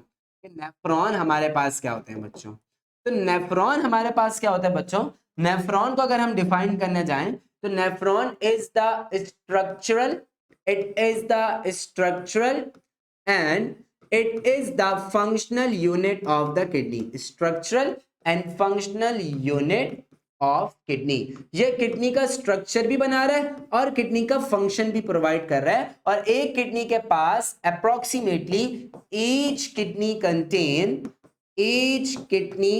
Contain approximately 1 millions of nephron. एक किडनी में अप्रोक्सीमेटली 1 मिलियंस ऑफ नेफ्रॉन पाए जा रहे होते हैं। तो ये चीज बच्चों आपने यहाँ पे याद रखनी है। नेफ्रॉन का काम क्या होता है इसको डिस्कस करेंगे, इससे पहले आपको नेफ्रॉन के पार्ट्स पता होने चाहिए। तो नेफ्रॉन के पार्ट्स बच्चों दो तरह के पार्ट्स होते हैं, एक को हम नाम देते हैं रीनल कॉर्पसल्स, और एक को हम नाम देते हैं रीनल टिब्यूल्स। क्या नाम देते हैं, रीनल टिब्यूल्स। तो नेफ्रॉन के दो पार्ट्स हो गए, रीनल कॉर्पसल्स और रीनल टिब्यूल्स। जैसे अगर मैं यहाँ पर डिस्क्राइब करूं, फिर हम इसकी डायग्राम को डिटेल में भी देखेंगे। जैसे फॉर एग्जांपल मैंने कहा कि ये आपके नेफ्रॉन का स्ट्रक्चर है, ये आपके नेफ्रॉन का स्ट्रक्चर है। For example this is the structure of your nephron. ये आपके पास नेफ्रॉन का स्ट्रक्चर आ गया बच्चों। तो ये आपके पास नेफ्रॉन का एक स्ट्रक्चर है। तो इस नेफ्रॉन के स्ट्रक्चर में जो सबसे पहला पार्ट होता है this U shaped part is known as, बच्चों इस यू शेप पार्ट का नाम क्या होता है ये डिस्कस करना है। उसके बाद इस कॉइलिंग का नाम क्या होता है, इसके बाद इस पूरे लूप का नाम क्या होता है जो यहाँ पे हमारे पास शो हो रहा है, इस कॉइलिंग का नाम क्या होता है बच्चों ये हमने डिस्कस करना है, और एंड वाले पार्ट का नाम क्या होता है। तो अगर हम स्टार्टिंग से लेके चलें बच्चों, तो सबसे पहला पार्ट जो यू शेप पार्ट है that is called the Bowman's capsule. इसका नाम क्या होता है बच्चों, बुमेन्स कैप्सूल। अच्छा, इस बुमेन्स कैप्सूल के अंदर क्या होता है कि इस नेफ्रॉन के पास इसकी ब्लड सप्लाई आती है। ये ब्लड सप्लाई कौन लेके आता है, ये ब्लड सप्लाई लेके आती है रीनल आर्टरी। किडनी में आर्टरी आ रही है, रीनल आर्टरी। अब क्या होगा, इस रीनल आर्टरी की एक ब्रांच होती है जिसका नाम क्या होता है एफरेंट आर्टरियोल। इस एफरेंट आर्टरियोल से बहुत सारी कैपिलरीज यहाँ पे बनती है बुमेन्स कैप्सूल के अंदर, और फिर एक इफरेंट आर्टरियोल बन जाती है। अगर मैं इसको लेबल करूं बच्चों अच्छे से, तो हमने क्या डिस्कस करना है कि ये आपके पास क्या है एफरेंट आर्टरियोल, फिर ये आपके पास क्या है ग्लोमेरुलस, और ये आपके पास क्या है इफरेंट आर्टरियोल। तो एफरेंट आर्टरियोल किडनी के अंदर एंटर होने वाली, यानी कि ग्लोमेरुलस के पास लेके जाने वाली, वुमेन्स कैप्सूल के पास जाने वाली, दिस इज एफरेंट आर्टरियोल। फिर इस एफरेंट आर्टरियोल ने जैसे ही इस वुमेन्स कैप्सूल के अंदर गई तो यहाँ पे बहुत सारी कैपिलरीज का नेटवर्क बनाया। इसका नाम क्या होता है बच्चों, ग्लोमेरुलस। बात समझ आ गई बच्चों, ग्लोमेरुलस में यहाँ पे लिख लेता हूँ वरना उसको हम वहां पे लेबल नहीं कर पाएंगे। तो इसका नाम क्या है, ग्लोमेरुलस। अच्छा भाई, उसके बाद जो ये आर्टरी निकल ली है इस वुमेन्स कैप्सूल से, इसका नाम होता है इफरेंट आर्टरियोल। तो एफरेंट एंटर होने वाली, इफरेंट बाहर जाने वाली। क्लियर है? अच्छा भाई, अब इन दोनों को मिला के अगर हम बात करें, इसकी बात करें, इस वुमेन्स कैप्सूल की और इस ग्लोमेरुलस की, तो कलेक्टिवली कलेक्टिवली अगर मैं यहां पे लिखूं Bowman's capsule plus glomerulus, collectively they are known as Malpighian body। Collectively हम इनको मेल्फिजियन बॉडी का नाम देते हैं, या फिर इनको हम रीनल कॉर्पसल्स का नाम भी दे सकते हैं। तो हमने पढ़ा था ना रीनल कॉर्पसल, तो इस रीनल कॉर्पसल में क्या होता है, इस रीनल कॉर्पसल में वुमेन्स कैप्सूल होता है और इस रीनल कॉर्पसल्स में ग्लोमेरुलस होता है। तो ये चीज आपने यहाँ पे याद रखनी है। इसके बाद बच्चों आप देखो यहाँ पे क्वाइलिंग हुई है बहुत सारी। ये जो पहली क्वाइलिंग है इसका नाम होता है प्रॉक्सिमल कन्वोलेटेड टिब्यूल। देखो कन्वोलेटेड टिब्यूल, कन्वोलेटेड टिब्यूल का मतलब होता है ट्यूब के अंदर क्वाइलिंग क्या होना। कन्वोलेटेड टिब्यूल का मतलब ट्यूब के अंदर क्वाइलिंग है। अब ये क्वाइलिंग अगर पहले आएगी तो उसका नाम होगा प्रॉक्सिमल, प्रॉक्सिमल का मतलब पहले। ये क्वाइलिंग बाद में आएगी तो उसका नाम होगा डिस्टल, डिस्टल निकला है डिस्टेंस से, डिस्टेंस का मतलब बाद में। तो यहाँ पे आप देख रहे हो क्वाइलिंग पहला आ रही है, इसका नाम क्या है, पीसीटी। यहाँ पे भी तो क्वाइलिंग आ रही है, इसका नाम क्या होगा, डीसीटी, डिस्टल कन्वोलेटेड टिब्यूल। पहले आ रही है पीसीटी, बाद में आ रही है डीसीटी, डिस्टल कन्वोलेटेड टिब्यूल। उसके बाद बच्चों एक यू शेप नीचे स्ट्रक्चर बन रहा है, इसका नाम होता है लूप ऑफ हेनले। इसको नाम देते हैं हम लूप ऑफ हेनले, प्यार से लूप ऑफ हेनले। ये इसकी डिसेंडिंग लिम्ब हो गई जो नीचे की तरफ आ रही है, ये इसका असेंडिंग पार्ट हो गया जो ऊपर की तरफ जा रहा है। क्लियर है? उसके बाद डीसीटी, फिर बहुत सारे नेफ्रॉन्स के डीसीटी मिलते हैं और मिलने के बाद एक डक्ट बनाते हैं और इस डक्ट का नाम होता है बच्चों कलेक्टिंग डक्ट। क्या नाम होता है, कलेक्टिंग डक्ट। तो that duct is known as the collecting duct, जिसका काम होता है यूरिन को कलेक्ट करना। बात समझ आ गई? तो ये हमारे पास एक नेफ्रॉन का स्ट्रक्चर है। अगर हम इसको यहाँ पे डायग्राम में भी देखना चाहें तो चीजें और अच्छे से क्लियर हो जाएंगी। Let me change the colour. तो बच्चों ये वाला कलर रखना ताकि देखें। तो बच्चों अगर हम देखें तो ये हमारे पास क्या है, यू शेप स्ट्रक्चर है जिसका नाम क्या है, वुमेन्स कैप्सूल। ये देख रहे हो, ये आ रही है एफ्रन आर्ट्रियोल, ये ग्लोमेरुलस और फिर ये ईफ्रन आर्ट्रियोल। क्लियर है? फिर this is the first coiling, this is called PCT, proximal convoluted tubule. This is the loop of Henle. This is the other coiling DCT, और ये देखो this duct is known as the collecting duct. तो इस duct का नाम क्या है, collecting duct. तो that is the part of the nephron. तो बच्चों ये चीज आपने यहाँ पे अच्छे से याद रखनी है। अब मैं ब्लड सप्लाई की बात करूं तो यहाँ पे आपको नजर आ रहा है कि मैंने ये बनाई है रीनल आर्टरी, फिर एफ्रन आर्ट्रियोल, फिर ग्लोमेरुलस, फिर ईफ्रन आर्ट्रियोल। फिर इस ईफ्रन आर्ट्रियोल से बहुत सारी यू कैपिलरीज निकलती हैं ब्लड की। क्लियर है? और ये कैपिलरीज को हम नाम देते हैं पेरिटिब्यूलर कैपिलरीज, पेरिटिब्यूलर कैपिलरीज। फिर ये पेरिटिब्यूलर कैपिलरीज जो हैं, ये कैपिलरीज बन जाती हैं, कन्वर्ट हो जाती हैं इनटू अ वेजा रेक्टा।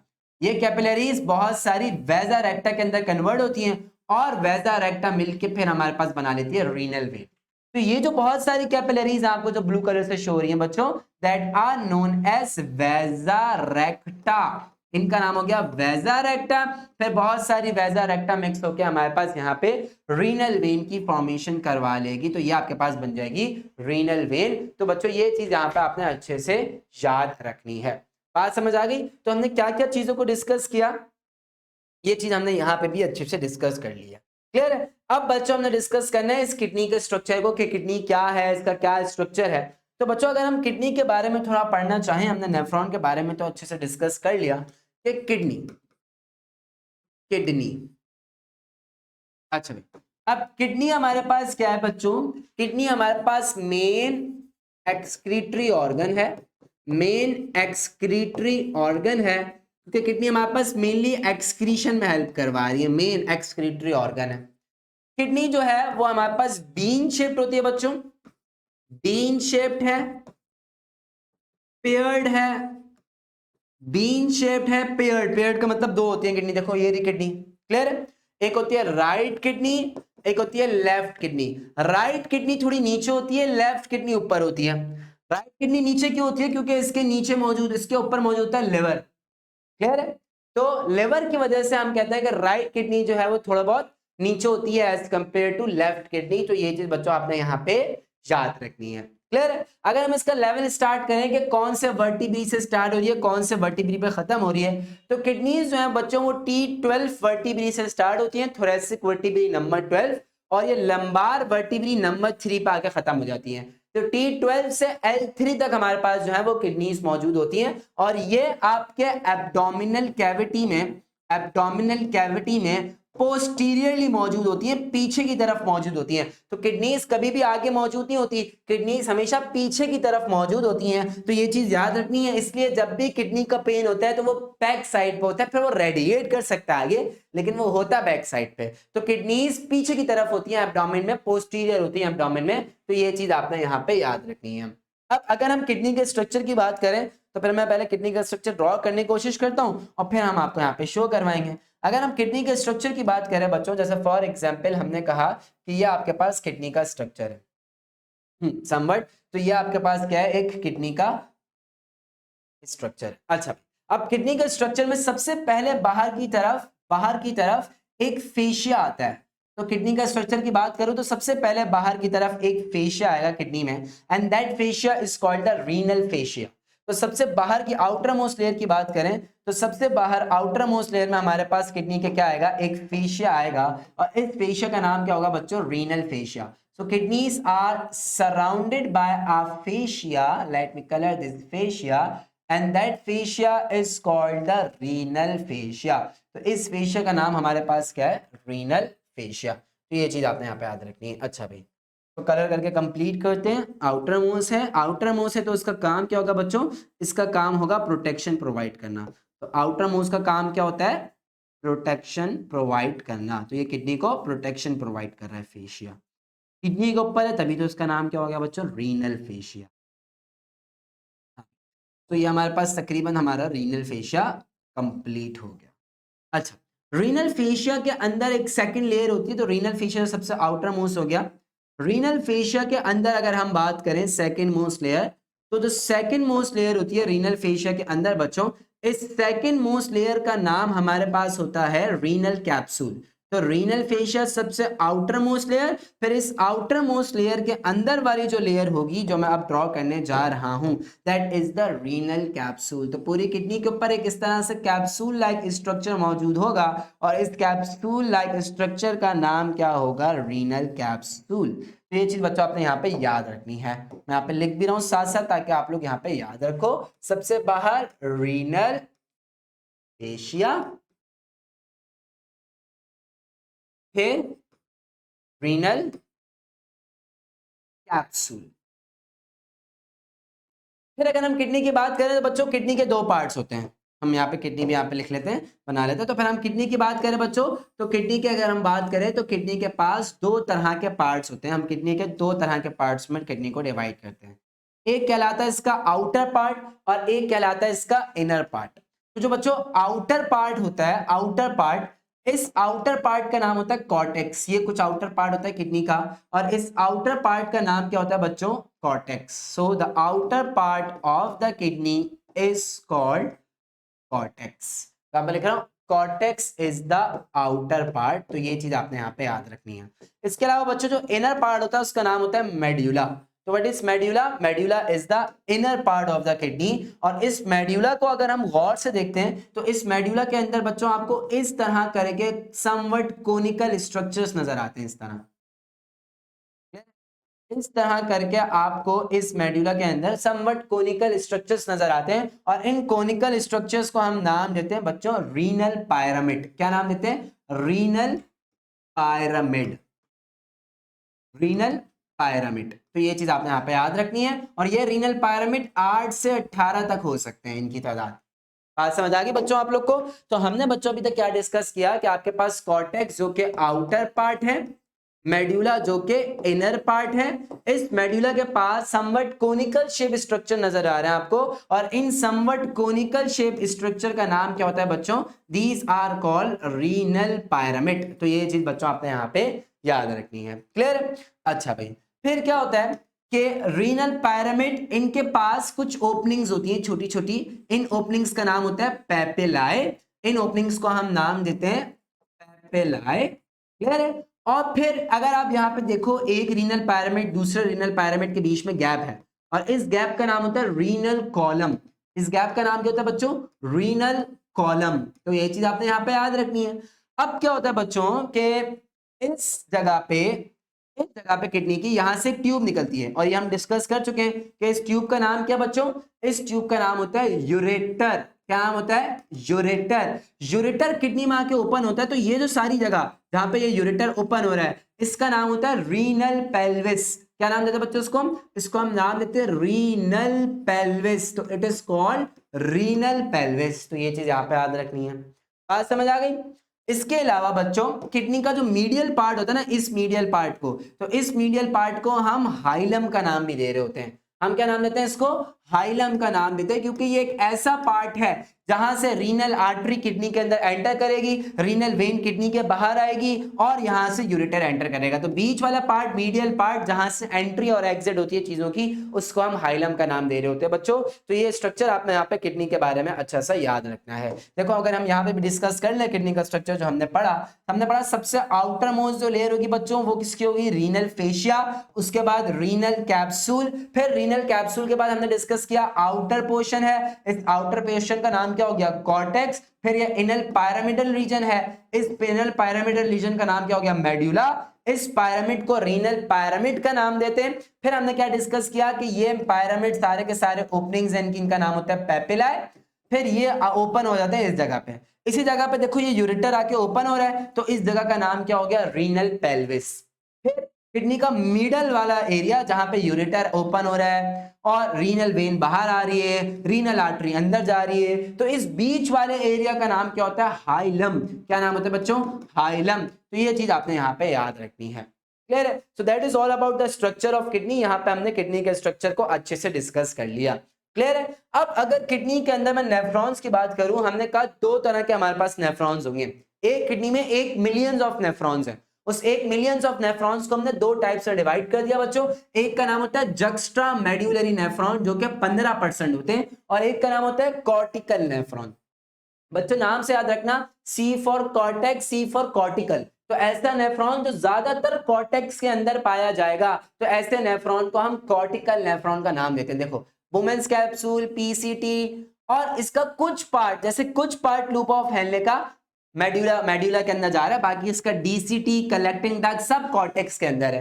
तो ऐसा नेफ्रॉन जिसका मैक्सिमम पार्ट कॉर्टेक्स के अंदर है, कुछ पार्ट मेड्यूला के अंदर जा रहा है, तो ऐसे नेफ्रॉन को हम कॉर्टिकल नेफ्रॉन का नाम देते हैं। 85% है और इसका काम होता है डाइल्यूट यूरिन प्रोड्यूस करना।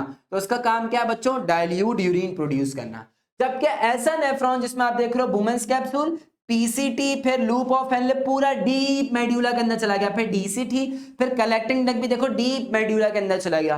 तो loop of Henle, collecting duct, they are deep inside the medulla. तो ऐसे नेफ्रॉन को जक्स्ट्रा मेड्यूलरी नेफ्रॉन का नाम देते हैं, जो कि 15% होता है और इनका काम क्या होता है? कंसंट्रेटेड यूरिन को प्रोड्यूस करना। तो हमारे पास दो तरह का यूरिन प्रोड्यूस हो सकता है, कंसंट्रेटेड और डाइल्यूट यूरिन। तो डाइल्यूट यूरिन कौन प्रोड्यूस कर रहा है? Cortical nephron. और कंसंट्रेटेड यूरिन कौन प्रोड्यूस कर रहा है? Juxta medullary nephron. तो ये दो चीजें आपको यहाँ पे बच्चों अच्छे से पता होनी चाहिए। आज समझ आ गई है? तो हमने किडनी के स्ट्रक्चर को यहाँ पे अच्छे से डिस्कस कर लिया है, नेफ्रॉन के स्ट्रक्चर को भी हमने अच्छे से डिस्कस कर लिया है। अब जो सेकंड पार्ट हमने डिस्कस करना है that is urine formation. Urine formation. अच्छा, यूरिन फॉर्मेशन के अंदर सबसे पहला स्टेप जो आपके पास मौजूद होता है यूरिन फॉर्मेशन के अंदर, दैट इज योर फिल्ट्रेशन। इसको हम नाम देते हैं ग्लोमेरुलर फिल्ट्रेशन। तो ये चीज बच्चों आपने यहाँ पे अच्छे से याद रखनी है। पहला step glomerular filtration. Second step जो बच्चों होता है, इस सेकेंड स्टेप का नाम हमारे पास होता है रीअब्जॉर्प्शन। थर्ड स्टेप जो बच्चों हमारे पास होता है, थर्ड स्टेप का नाम होता है सिक्रीशन। थर्ड स्टेप का नाम क्या होता है? सिक्रीशन। फिर सिक्रीशन के बाद हमारे पास क्या होता है कि यूरिन को बॉडी से रिमूव करवा दिया जाता है। थर्ड स्टेप हमारे पास क्या हो गया? सिक्रीशन। और सिक्रीशन के बाद फिर यूरिन बन जाता है और फिर वो यूरिन को बॉडी से रिमूव करवा दिया जाता है। देखो अब पहला स्टेप क्या है? Glomerular filtration. नाम से ही पता चल रहा है कि यह स्टेप कहां पे हो रहा है? ग्लोमेरुलस में हो रहा है। जैसे फॉर एग्जांपल ये आप देखो रहे एफरन आर्टरियोल है, ये एफरन आर्टरियोल है, बीच में क्या है? This glomerulus. और ये क्या है, वुमेन्स कैप्सूल। ये देखो वुमेन्स कैप्सूल में खाली जगह है। तो ग्लोमेरुलर फिल्ट्रेशन का मतलब क्या होता है कि जब ब्लड इस ग्लोमेरुलस के अंदर आता है तो इस ब्लड से कुछ चीजें निकल के फिल्टर आउट हो जाती हैं इस वुमेन्स कैप्सूल के अंदर। आपको दिख रहा है sodium ions, glucose ions, potassium ions, chloride ions, साथ साथ यूरिया होगा, यूरिक एसिड होगा, अमोनिया होगा, सारे बेस प्रोडक्ट होंगे, वाटर होगा। तो इसमें क्या होता है कि जैसे ही फॉर एग्जांपल अगर हम बात करें कि ये आपका वुमेन्स कैप्सूल है, this is your Bowman's capsule, यहां पे आपके पास आ रही है ग्लोमेरुलस। मैं एक ग्लोमेरुलस को यहां पे कंसीडर कर रहा हूं, एक कैपिलरी को कंसीडर कर रहा हूं। क्लियर है? अब इस कैपिलरी से निकल के बाहर तमाम यूजफुल चीजें भी आ जाएंगी और तमाम हार्मफुल चीजें भी बाहर की तरफ आ जाएंगी। जैसे वाटर है, यूजफुल है, सोडियम है, यूजफुल है, पोटेशियम है, यूजफुल है, अमाइनो एसिड है, यूजफुल है, ग्लूकोज है, यूजफुल है। तो तमाम की तमाम यूजफुल चीजें भी वुमेन्स कैप्सूल के अंदर बाहर निकल गई हैं और हार्मफुल चीजें भी, जैसे अमोनिया हो गया, यूरिया हो गया, यूरिक एसिड हो गया। तो वेस्ट प्रोडक्ट और यूजफुल चीजें, सारी की सारी चीजें यहां पे फिल्टर्ड आउट होना स्टार्ट हो जाती हैं। ये फिल्टर्ड आउट होने की दो वजूहात होती हैं। पहली वजह क्या होती है कि एफ्रन आर्टियोल का डायमीटर ज्यादा होता है, इसका मतलब यहां से ब्लड ज्यादा से ज्यादा आएगा, और ईफ्रन आर्टियोल का डायमीटर छोटा होता है, इसका मतलब ब्लड यहां से कम जाएगा। पीछे से ज्यादा ब्लड आ रहा है, आगे ओपनिंग कम है, तो यहां पे एक हाइड्रोस्टेटिक प्रेशर पैदा होता है, हाइड्रोस्टेटिक प्रेशर। और ये हाइड्रोस्टेटिक प्रेशर क्या करता है, ये इस ग्लोमेरुलस से चीजों को बाहर की तरफ फेंकना स्टार्ट कर देता है। तो इस प्रोसेस का नाम क्या हो गया, ग्लोमेरुलर फिल्ट्रेशन। क्लियर? अच्छा, अब जो फिल्ट्रेट बनता है ना, इस फिल्ट्रेट का नाम होता है ग्लोमेरुलर फिल्ट्रेट। तो ग्लोमेरुलर फिल्ट्रेट, इस फिल्ट्रेट का नाम है ग्लोमेरुलर फिल्ट्रेट। अब होता क्या है बच्चों, इस फिल्ट्रेट के अंदर जैसे भी हमने डिस्कस किया, इसके अंदर यूजफुल चीजें भी हैं, हार्मफुल चीजें भी हैं। हार्मफुल चीजों को तो चलो हमने बॉडी से रिमूव करवाना है, लेकिन यूजफुल चीजों को तो दोबारा से रीएब्जॉर्ब करवाना है, क्योंकि अगर ये यूजफुल चीजें बॉडी से खत्म हो गई, मतलब बॉडी से रिमूव हो गई, तो बॉडी के अंदर वाटर की कमी, अमाइनो एसिड की कमी और ग्लूकोज की कमी, इन तमाम चीजों की कमी हो जाएगी। That is dangerous. तो सेकेंड स्टेप इसमें हमारे पास यहां पे होता है, that is the reabsorption. Reabsorption का मतलब कि जब ये फिल्ट्रेट, आप देख रहे हो ये फिल्ट्रेट है, जब ये filtrate PCT, proximal convoluted tubule के पास से गुजरता है, तो पीसीटी के अंदर क्या होता है कि पीसीटी ब्लड के अंदर दोबारा से हमारे पास ग्लूकोज को एब्जॉर्ब कर लेती है, वाटर को एब्जॉर्ब कर लेती है। वाटर की बात करें, ग्लूकोज की बात करें, अमाइनो एसिड्स की बात करें, तो जो यूजफुल सब्सटेंसेस होते हैं, विटामिन्स की बात करें, तो जो यूजफुल सब्सटेंसेस होते हैं वो सारे के सारे रीएब्जॉर्ब्ड हो जाते हैं eight the level of PCT. इसका नाम होता है रीएब्जॉर्प्शन। अच्छा बच्चों, एक चीज याद रखना, जब भी मैंने यहाँ पे ग्लोमेरुलर फिल्ट्रेट की बात की, तो क्या चीजें फिल्ट्रेट का पार्ट नहीं होती हैं, ये तो मैंने बताया क्या क्या चीजें फिल्ट्रेट का पार्ट हैं। जैसे ब्लड सेल्स की बात करें, ब्लड सेल्स लार्जर होते हैं तो वो इस कैपिलरी के ओपनिंग से पास आउट नहीं हो सकते। अगर हम लार्ज प्रोटीन्स की बात करें, लार्ज प्लाज्मा प्रोटीन और blood cells, due to their size difference जो है वो इस फिल्ट्रेट का पार्ट नहीं बन सकते हैं। तो ये चीज आपने यहाँ पे याद रखनी है। क्लियर है? तो ऐसा प्रोसेस जिसमें फिल्ट्रेट में से यूजफुल चीजों का एब्जॉर्ब कर लिया जाए, ऐसे प्रोसेस का नाम क्या हो गया, रीएब्जॉर्प्शन। और फिर हमारे पास जब ये फिल्ट्रेट जो है ये डीसीटी, डिस्टल कन्वोल्यूटेड ट्यूब्यूल से पास होता है, तो यहाँ पे secretion of hydrogen ions, potassium ions और कुछ टॉक्सिक सब्सटेंसेस करवा दिया जाता है किसके अंदर, फिल्ट्रेट के अंदर। जब फिल्ट्रेट पास होगा डीसीटी से, तो डीसीटी के लेवल पे हाइड्रोजन आइंस को, पोटेशियम आइंस को और कुछ हार्मफुल टॉक्सिक सब्सटेंसेस, कुछ ड्रग्स को, कुछ पॉइजन्स को फिल्ट्रेट का हिस्सा बना दिया जाता है। तभी इस प्रोसेस का नाम क्या होता है बच्चों, सिक्रीशन। तो ये चीज बच्चों आपने यहाँ पे याद रखनी है कि सिक्रीशन कहां हो रही है, डीसीटी, डिस्टल कन्वोल्यूटेड ट्यूब्यूल पे हो रही है। रीएब्जॉर्प्शन कहां पे हो रही है, reabsorption will take place at PCT, proximal convoluted tubule. और बच्चों दूसरा काम जो हमने फिल्ट्रेशन का पढ़ा कि फिल्ट्रेशन, अल्ट्रा फिल्ट्रेशन का प्रोसेस कहां पे हो रहा है, at the level of Bowman's capsule and glomerulus. तो ये चीज बच्चों आपने यहाँ पे अच्छे से याद रखनी है। इस प्रोसेस के जरिए आपके पास यूरिन फॉर्म्ड हो जाएगा, तो इसको हम यूरिन फॉर्मेशन कहते हैं बच्चों। अच्छा बच्चों, अब यूरिन फॉर्मेशन के अंदर दो स्टेप्स और हैं जो हेल्प करते हैं यूरिन बनाने में, that is counter current mechanism. तो काउंटर करंट मैकेनिज्म में सबसे पहले आता है काउंटर करंट मल्टीप्लायर। तो काउंटर करंट मल्टीप्लायर को अगर हम सिंपल वर्ड्स में याद रखें कि काउंटर करंट मल्टीप्लायर क्या है, इसको समझने के लिए बच्चों आपको ये कंसीडर करना पड़ेगा, this is your Bowman's capsule TCT, this is your loop of Henle, this is DCT and this is your collecting duct. अब आप कंसीडर क्या करो कि ये जो आपके पास लूप ऑफ हेनले है, this loop of Henle is place in medulla. ये आपके पास क्या है बच्चों? Medulla. This is your medulla, ये जो सारा अंदर वाला रीजन है ये आपके पास मेड्यूला है। अब बच्चों हमने स्टार्ट किया था डिस्कस करना कि ये आपके पास लूप ऑफ हेनले है, तो लूप ऑफ हेनले का this part is called the descending part of loop of Henle. तो इसका नाम क्या होता है? Descending limb of loop of Henle. Clear है? And this part is known as ascending limb of loop of Henle. तो इसको ascending limb of loop of Henle का नाम देते हैं। अब होता क्या है बच्चों काउंटर करंट मल्टीप्लायर में, ये जो असेंडिंग पार्ट होता है, ये असेंडिंग पार्ट है permeable, this ascending part is permeable to only salts। ये जो ascending part होता है ये सिर्फ और सिर्फ salt के लिए permeable होता है। तो होता क्या है, जब फिल्ट्रेट यहां से पास आउट करना स्टार्ट करता है तो ये पार्ट ascending limb अपने अंदर से सॉल्ट को बाहर की तरफ फेंकना स्टार्ट करता है। अब जब सॉल्ट बाहर की तरफ मूव करेगा, जब सॉल्ट बाहर की तरफ मेड्यूला में मूव करेगा तो मेड्यूला तो हाइपरटोनिक होना स्टार्ट हो जाएगा, हाइपरटोनिसिटी इंक्रीज कर जाएगी। क्लियर? अच्छा, अब मेड्यूला में सॉल्ट की कंसंट्रेशन क्यों ज्यादा हो रही है?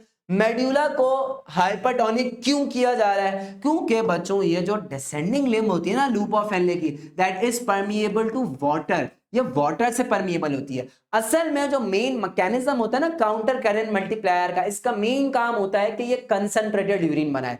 जैसे जब बहुत ज्यादा गर्मियां होती हैं, आपने पानी कम से कम पिया है तो किडनी तो पानी को लॉस करवा सकती है, तो अल्लाह ताला ने हमारी किडनी के अंदर, हमारे नेफ्रॉन के अंदर एक प्रोटेक्टिव मैकेनिज्म रखा है जो कंसंट्रेटेड यूरिन बनाता है और बॉडी को डिहाइड्रेशन से बचाता है। तो देखो कंसंट्रेटेड यूरिन कैसे बन रहा है, क्योंकि जब यहां से फिल्ट्रेट पास हो रहा है तो फिल्ट्रेट जब पास होता है तो बाहर वाटर एब्जॉर्ब हो जाता है मेड्यूला के अंदर। क्यों? क्योंकि बाहर सॉल्ट ज्यादा होती है। ये सॉल्ट ज्यादा क्यों हुई? मेड्यूला हाइपरटोनिक क्यों हुआ? क्योंकि हमारे पास असेंडिंग लिम्ब जो है वो सॉल्ट के लिए परमिएबल है।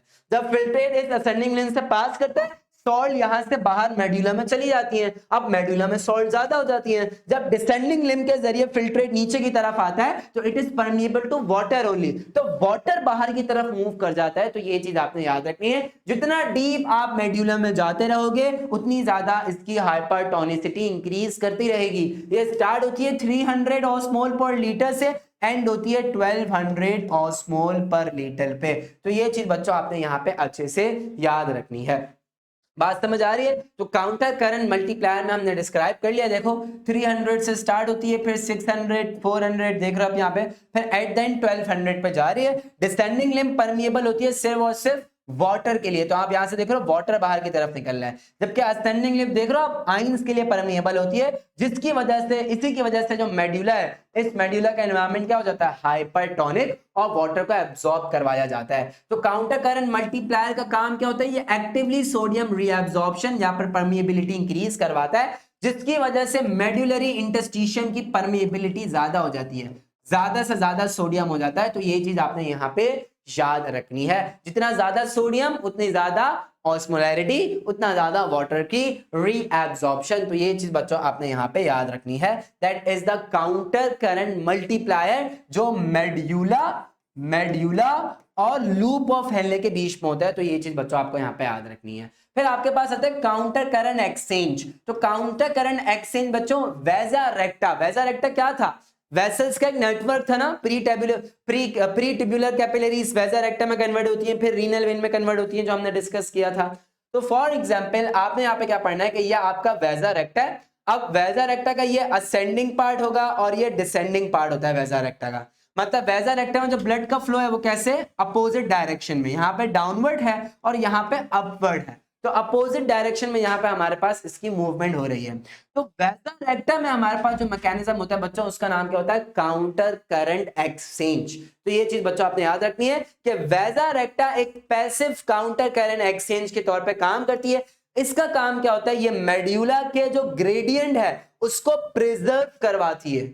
मेड्यूला में जो ग्रेडियंट बना था, हाइपर ऑस्मोलैरिटी आई है, तो उसको प्रिजर्व करवाया जाता है by allowing solutes to re-enter the medulla as blood leaves and water to enter the blood vessels। इसका काम क्या होता है कि ये ब्लड में वाटर को एब्सॉर्ब करवाता है और सॉल्ट को मेड्यूला के अंदर मूव करवाता है ताकि मेड्यूला का जो इन्वायरमेंट है वो प्रिजर्व्ड है। बच्चों काउंटर करंट मैकेनिज्म के अंदर दो आते हैं, काउंटर करंट मल्टीप्लायर और counter current exchange. Simple word में अगर वन वर्ड में इसको डिफाइन करूं, काउंटर करंट मल्टीप्लायर का मतलब होता है ग्रेडियंट प्रोड्यूस करना। जैसे सॉल्ट असेंडिंग लिम्ब से परमिएबल है, वाटर डिसेंडिंग लिम्ब से परमिएबल है। इसी परमिएबिलिटी की वजह से मेड्यूला के अंदर ग्रेडियंट डिफरेंस पैदा हुआ। इन शॉर्ट में ये बोल सकता हूं ऑस्मोलैरिटी प्रोड्यूस हुई। अब इस ऑस्मोलैरिटी को कंजर्व रखना है, प्रिजर्व रखना है। ये कंजर्वेशन, ये प्रिजर्वेशन किसकी जिम्मेदारी होती है? काउंटर करंट एक्सचेंज की। तो counter current multiplier gradient produce करता है, काउंटर करंट एक्सचेंज ग्रेडियंट को प्रिजर्व करता है, जो कि वेजा रेक्टा के अंदर होता है। तो बच्चों ये चीज आपने यहाँ पे अच्छे से याद रखनी है। क्लियर है? फिर अगर हम किडनी के बच्चों फंक्शंस डिस्कस करें कि किडनी के क्या क्या फंक्शंस हो सकते हैं। देखो किडनी का पहला फंक्शन क्या है? Waste excretion. वही चीज, यूरिया को, अमोनिया को, यूरिक एसिड को, वेस्ट प्रोडक्शन, बॉडी से वेस्ट को प्रोड्यूस भी करना और रिमूव भी करना। वाटर बैलेंस, वाटर को भी बैलेंस करवा रहा है। ज्यादा पानी पी लेंगे डाइल्यूट यूरिन प्रोड्यूस करके देगा, कम पानी पिएंगे तो कंसंट्रेटेड यूरिन प्रोड्यूस होगा। इलेक्ट्रोलाइट बैलेंस, जैसे सोडियम, पोटेशियम, क्लोराइड, इनको बैलेंस को कंट्रोल कर रहा होता है। एसिड बेस बैलेंस ना, पीएच को मेंटेन कर रहा होता है। ब्लड प्रेशर को प्रोड्यूस कर रहा होता है kidney by the help of a process known as RAS system. एक सिस्टम होता है रास सिस्टम, इस सिस्टम के जरिए, इसका नाम होता है रेनिन एंजियोटेंसिन एल्डोस्टेरोन सिस्टम। तो रेनिन एंजियोटेंसिन एल्डोस्टेरोन सिस्टम, इसमें होता है क्या? फॉर एग्जांपल ये आपकी किडनी है, जैसे ही आपका ब्लड प्रेशर कम हुआ, किडनी ने एक सब्सटेंस बनाया that is called renin. Liver था, लिवर ने आपके पास एक प्रोटीन बनाई हुई थी, जिसका नाम था एंजियोटेंसिनोजिन, जो कि एक इनएक्टिव प्रोटीन थी। तो रेनिन ने क्या किया? इस एंजियोटेंसिनोजिन को, जो कि एक इनएक्टिव प्रोटीन है, इसको कन्वर्ट करवा दिया एंजियोटेंसिन 1 के अंदर। किसके अंदर? एंजियोटेंसिन 1 के अंदर। ये कन्वर्जन किसने की? रेनिन ने की। फिर ये एंजियोटेंसिन 1 जाता है लंग्स के पास, लंग्स में मौजूद होता है एंजियोटेंसिन कन्वर्टिंग एंजाइम एस, और ये एंजाइम इस एंजियोटेंसिन 1 को कन्वर्ट करवा देता है एंजियोटेंसिन 2 में। और ये जो एंजियोटेंसिन 2 है बच्चों, ये वेजो कंस्ट्रिक्शन करवाता है। वेजो कंस्ट्रिक्शन का मतलब वेसल के साइज को कॉन्स्ट्रिक्ट करवाएगा। जब वेसल का साइज कॉन्स्ट्रिक्ट होगा, ब्लड प्रेशर इंक्रीज हो जाएगा। दूसरा काम क्या होता है बच्चों? ये जाके एल्डोस्टेरोन की प्रोडक्शन करवाता है। एल्डोस्टेरोन किडनी के अंदर आयंस को रीएब्सॉर्ब करवाने में हेल्प करता है। तो आयंस रीएब्सॉर्ब्ड होंगे, वाटर रीएब्सॉर्ब्ड होगा, तो इसका मतलब ब्लड प्रेशर बढ़ जाएगा। तो ये पूरा सिस्टम है जो किडनी अपना फंक्शन परफॉर्म करवा रही होती है। किडनी का फंक्शन क्या होता है? ब्लड प्रेशर को रेगुलेट करना। बीपी कम, किडनी प्रोड्यूस करेगा रेनिन जाएगा, लिवर ने एंजाइम प्रोड्यूस किया हुआ है, लिवर ने एक सब्सटेंस प्रोड्यूस किया हुआ है एंजियोटेंसिनोजिन, जो कि इनएक्टिव है। तो रेनिन क्या करेगा? इस एंजियोटेंसिन को कन्वर्ट कर देगा एंजियोटेंसिन 1 के अंदर। ये जाएगा लंग्स के पास, लंग्स के पास होंगे angiotensin converting enzymes that are going to convert this angiotensin 1 into angiotensin 2, और ये angiotensin 2 फिर वैसो कंस्ट्रिक्शन भी करवाएगा, बीपी इंक्रीज करवाएगा और एल्डोस्टेरोन को प्रोड्यूस करवाएगा, जो आयंस को रीएब्सॉर्ब करवा के, वाटर को रीएब्सॉर्ब करवा के अपने साथ ब्लड प्रेशर को इंक्रीज करवा लेगा। तो ये एक किडनी का फंक्शन हो सकता है बच्चों, तो ये चीज याद रखनी है। इसके अलावा बच्चों किडनी का एक और फंक्शन मेन क्या है कि किडनी एक हार्मोन प्रोड्यूस करता है दैट इज कॉल्ड इरिथ्रोपोइटिन, और ये erythropoietin new red blood sales की प्रोडक्शन करवाता है। तो किडनी का एक फंक्शन क्या है कि ये रेड ब्लड सेल्स की प्रोडक्शन भी करवा रहा होता है। तो ये चीज बच्चों आपने यहाँ पे याद रखनी है। फिर विटामिन डी को एक्टिवेट भी करना, ये किसका फंक्शन है? किडनी का फंक्शन है कि ये इनएक्टिवेटेड फॉर्म को विटामिन डी की एक्टिवेटेड फॉर्म में कन्वर्ट करवाता है। और लास्ट क्या? न्यूट्रिएंट रीएब्जॉर्प्शन, जैसे ग्लूकोज, अमाइनो एसिड, इनको रीएब्जॉर्ब करवाते हैं दोबारा से ब्लड के अंदर। So that are all the functions of kidney. तो ये सारे किडनी के फंक्शंस आप लोग को अच्छे से यहाँ पे पता होने चाहिए। बात समझ आ गई? कुछ एमसीक्यूज को डिस्कस करते हैं। तो पहला एमसीक्यू हमारे पास क्या है? Which organ is responsible for filtering blood and removing metabolic waste product? तो बेस्ट आंसर क्या है इसका बच्चों? Kidney, option number B. What is the functional unit of kidney responsible for actual filtration of the blood? तो बच्चों इसका answer क्या है? नेफ्रॉन। ये भी हम डिस्कस करते हुए आ रहे हैं। Which of the following substance is typically removed from the blood during the process of excretion? क्या ग्लूकोज रिमूव होता है? क्या प्लाज्मा प्रोटीन होती है? क्या रेड ब्लड सेल्स होता है? या यूरिया होता है? बच्चों हमने पढ़ा था यूरिया, क्योंकि ये सारे तो यूजफुल सब्सटेंसेस हैं और रेड ब्लड सेल्स और प्लाज्मा तो फिल्टर्ड हो ही नहीं पाते due to the difference of size. अच्छा भाई, what is the main function of the glomerulus within a nephron? Glomerulus का मेन फंक्शन क्या है? क्या रीअब्जॉर्प्शन में हेल्प करता है, क्या सिक्रीशन में हेल्प करता है, या फिल्ट्रेशन में, या स्टोरेज में? तो इसका आंसर क्या है? फिल्ट्रेशन। रीअब्जॉर्प्शन में पीसीटी, सिक्रीशन में डीसीटी, और स्टोरेज में यूरिनरी ब्लैडर। तो ये चीज बच्चों आपने यहाँ पे अच्छे से याद रखनी है। आगे कह रहे हैं which organ is responsible for filtering blood and removing metabolic waste product? तो हम डिस्कस करके आ रहे हैं बच्चों, दैट इज द किडनी। कह रहे हैं what is the functional unit? That is nephron. तो ये एमसीक्यूज रिपीट हो चुके हैं, तो ये चीजें हम यहाँ पे अच्छे से डिस्कस करके बच्चों आ रहे हैं, तो ये चीज आपने यहाँ पे याद रखनी है।